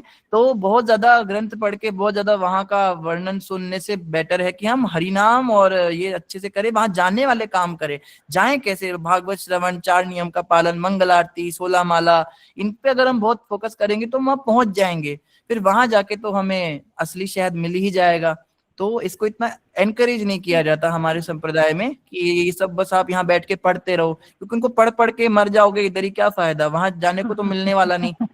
तो ये वाली बात होती है हमारी। जी प्रभु जी, अब प्रभु जी जैसे कृष्ण भगवान ही राधा स्वरूप है कहा जाता है, कि मैंने जी केशव आनंदा प्रभु जी का सुनी थी, डॉक्टर केशव प्रभु जी का, कि वो बोल रहे थे कि जो कृष्ण भगवान है वही राधा स्वरूप है, वो दोनों एक ही है। प्रभु जी जैसे राधा और कृष्ण, तो उनको कृष्ण, राधा को महाराज कहते हैं, तो कृष्ण भगवान ही स्वयं है। तो प्रभु जी जो लीला हुई है उसके हिसाब से कभी कभी हम कंफ्यूज होते हैं कि राधा अलग है, कृष्ण अलग है, कि एक है। कौन सी लीला से कंफ्यूज हो गए आप? जैसे कि अभी कोई जन्माष्टमी का होता है तो जन्माष्टमी के 15 दिन के बाद राधा की जन्म हुई है, तो अच्छा, कृष्ण का कहते अलग हैं जन्म हुआ, राधा का अलग जन्म हुआ, ऐसा तो दो हो गए वो। हाँ हाँ हाँ। तो जैसे अगर हम आज हम आप लोग के मुख से सुन रहे हैं, लेकिन हम किसी और को नहीं बता सकते ये सब बातें, क्योंकि ये अभी हम आपसे सुन के ही थोड़ा हमारा दिमाग जो है वो अभी थोड़ा बहुत खुला है, तो बाकी सब तो नहीं सुन रहे हैं, तो हम ये सब कैसे क्लियर कर सकते हैं, क्योंकि ये इसको बहुत माता जी बड़ी कहते हैं डिटेल बात है। अचिंत्य, भेद और अभेद। इसमें ऐसा आता है कि भेद है भी और भेद नहीं भी है। भेद है इसलिए क्योंकि रासलीला होती है तो दो लोग नाचते हैं आपस में, दो हैं तो इसका मतलब दो रूप में तो नाच रहे हैं, कृष्ण अपने साथ तो नहीं नाचते। और अगर विवाह भी किया है ब्रह्मा जी ने तो दो बैठे थे वहां पे, तो राधा कृष्ण दो हैं, इसमें कोई संशय नहीं कि वो दो भी बन जाते हैं। लेकिन वो एक किस तरह से हैं? एक वो शरीर से नहीं है। हम तो भौतिक जगत में रहकर सिर्फ शरीर देख पाते हैं ना, हमारी आंखें सिर्फ मांस की चमड़े की आंखें हैं, तो हमें सिर्फ शरीर दिखता है, तो हम शारीरिक रूप से सोचते हैं कि वो दोनों ही एक होने चाहिए, पर वो भाव से एक है। मतलब उनका तार जुड़ा हुआ है आपस में, कि जैसे एक को भूख लगती है तो दूसरा भोजन कर ले तो पहले की भी भूख मिट जाती है। इस तरह से वो कनेक्टेड हैं, एक ही व्यक्तित्व के रूप में हैं। इधर राधा रानी ने हाँ कर दिया तो उधर कृष्ण उनको गोलोक धाम में बुला लेंगे। इधर आपने राधा रानी को कुछ बात बताई तो कृष्ण को वो पता चल जाएगी, उनको अलग से नहीं बतानी पड़ेगी। इस तरह से एक है। कृष्ण को अगर कभी मतलब कोई कष्ट हुआ तो आंखों से आंसू राधा रानी के निकलेगा। तो इस तरह से समझना है कि वो कनेक्टेड हैं, कनेक्शन उनका है। और एक तनु है, एक तनु का मतलब एक विग्रह में भी कई बार प्रकट हो जाते हैं। राधा कृष्ण जैसे हम शिव शक्ति को देखते हैं, वो अर्धनारीश्वर बन जाते हैं मिलके, ऐसे ही राधा कृष्ण भी जब मिलते हैं तो वो चैतन्य महाप्रभु बन जाते हैं। हमारे महाप्रभु कौन है? हमारे चैतन्य महाप्रभु राधा कृष्ण के मिलित अवतार ही तो हैं। राधा और कृष्ण जब एक हो जाते हैं दो से, तो वो चैतन्य महाप्रभु बन जाते हैं। चैतन्य महाप्रभु या राधा रमन जी को भी कहा जाता है, वो भी राधा कृष्ण के मिलित अवतार हैं। ऐसे ही बांके बिहारी, राधा वल्लभ, ज्यादातर जो वृंदावन के विग्रह हैं आप देखेंगे उनका जब श्रृंगार होता है तो आधा श्रृंगार कृष्ण का लगता है, आधा राधा रानी का। उनको चोटी भी लगती है, उनको बंसरी भी लगती है। तो कृष्ण तो चोटी बनाते नहीं और राधा रानी बंसरी पकड़ती नहीं, और उनको घाघरा भी पहनाते हैं और ऊपर उनको पटका भी डालते हैं, मुकुट भी डालते हैं। तो वो इकट्ठा श्रृंगार इसलिए करते हैं, वो मानते हैं इस एक मूर्ति में, इस एक विग्रह में राधा कृष्ण दोनों है, तो थोड़ा सामान राधा रानी का लगा देते, थोड़ा कृष्ण का। ये उनकी परंपरा है। लेकिन हम अपने गौड़ीय वैष्णवों की बात करें, हमारे यहाँ पे राधा रानी का विग्रह अलग से बनाया जाता है कृष्ण के साथ। कृष्ण का श्रृंगार कृष्ण की तरह होता है पूर्ण, और राधा रानी का श्रृंगार राधा रानी की तरह होता है पूर्ण। तो दोनों में कोई भेद नहीं है। उधर वो एक ही विग्रह में दोनों को मान रहे हैं, हम दो विग्रहों में दोनों को मान रहे हैं, मगर ऐसा करने से राधा कृष्ण अलग नहीं हो जाएंगे। तो दोनों ही बातें सही हैं, एक भी हैं और अलग भी हैं। और इसको कहते हैं भेदाभेद। भेद भी है और भेद नहीं भी है, लेकिन अचिंत्य। अचिंत्य मतलब हम अभी अपनी जड़ बुद्धि से इसको समझ नहीं सकते कि एक व्यक्ति एक समय पे एक भी और अलग भी कैसे हो सकते हैं, इसको हम समझ नहीं पाएंगे, इसलिए इसको कहते हैं अचिंत्य भेद अभेद। ऐसा। धन्यवाद प्रभु जी। हरे कृष्ण प्रभु जी। कोमलप्रीत माता जी आप अवेलेबल हो पाए? ठीक है, आदिनारायण जी। प्रभु जी, जैसा कि आपने अभी कहा कि जब दुख कृष्ण को होता है तो आंसू राधा के निकलते हैं। उससे पहले आपने कहा था वहां कोई दुख नहीं है, वहां विछोह नहीं है। दुख तो होता है जब विछोह हो, विछोह नहीं है, दुख नहीं है, तो आंसू कैसे निकलते हैं प्रभु जी? आंसू भी है, दुख भी है, विछोह भी है, सब कुछ है, और आपको सब कुछ पता भी है, फिर भी आप हमारे साथ मजे लेते हैं प्रभु जी। पर चलो, आपने सबके लिए प्रश्न किया ही है तो फिर आपकी कृपा से थोड़ा बताने का प्रयास करेंगे। वैसे मैं चाहूंगा आप ही बता दें, आपको सब कुछ पता ही, आपकी मंद मंद मुस्कान सब बता रही है। नहीं नहीं प्रभु जी, मेरे को कुछ नहीं पता। कुछ नहीं मैं आपको पता। समझ सकता हूं। चलिए, आपकी बड़ी महानता है प्रभु जी। भगवान के धाम में दुख तो नहीं है, लेकिन भगवान के धाम में एक पीड़ा तो है, वो प्रेम की पीड़ा है। प्रेम की पीड़ा जो होती है वो एक्चुअली में देखने में पीड़ा लगती है, पर वो अंदर से घोर आनंद दे रही होती है।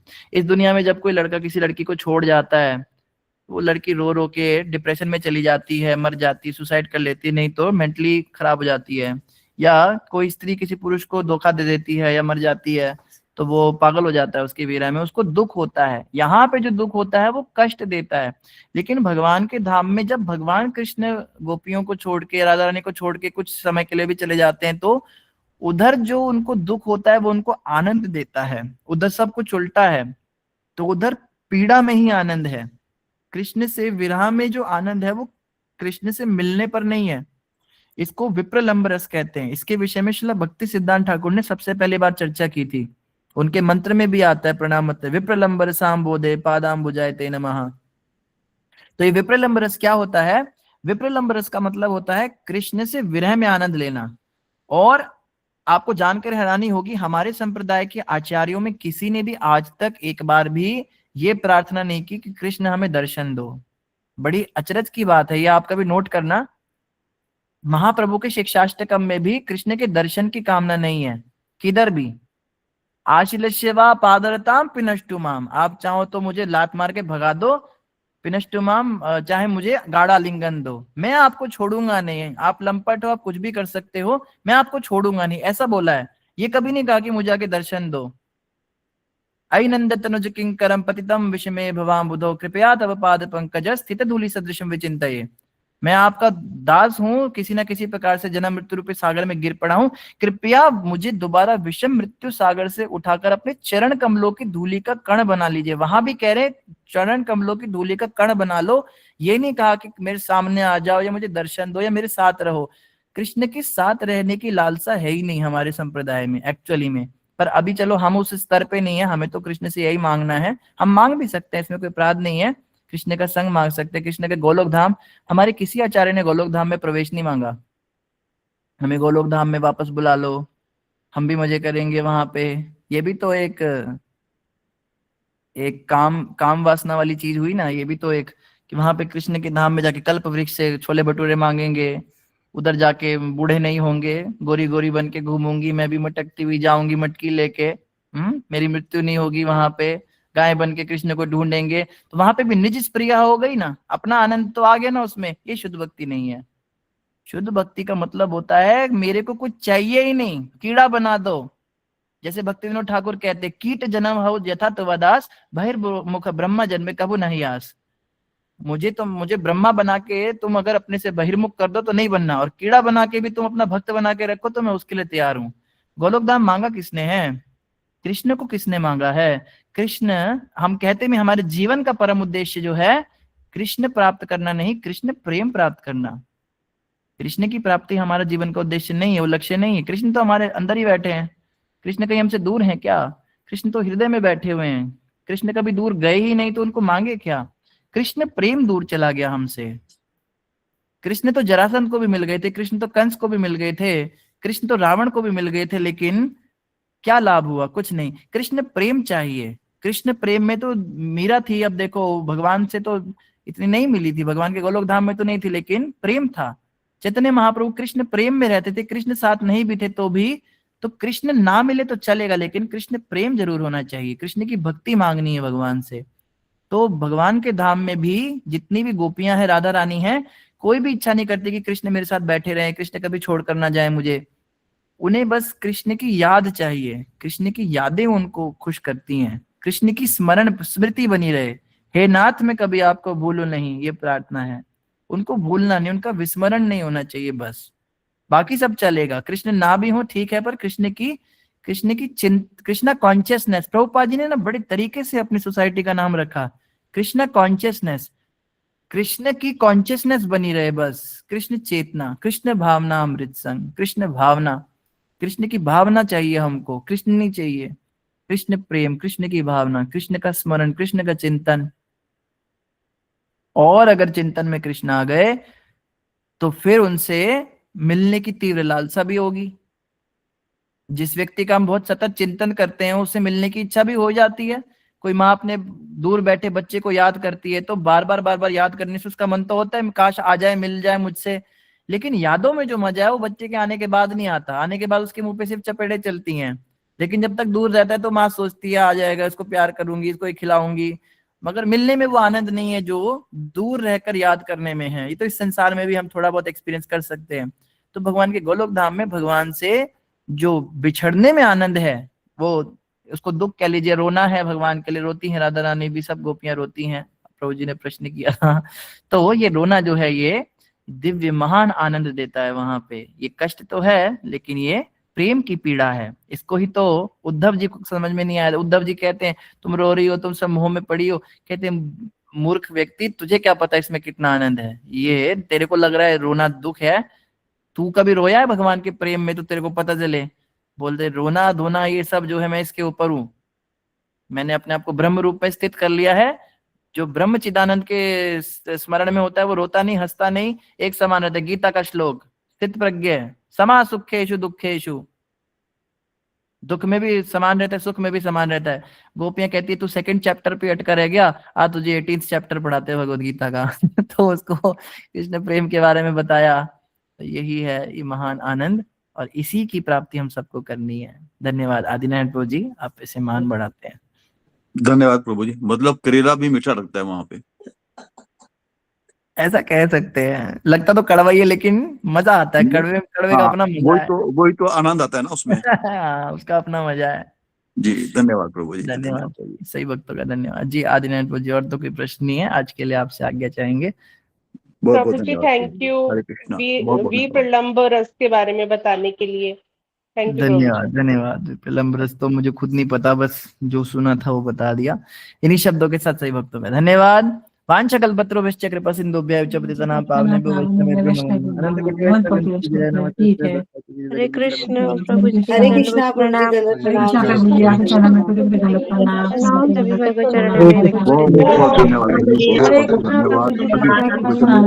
प्रभु जी के चरणों में सभी धन्यवाद। भक्तों को दंडवत प्रणाम। हरे कृष्ण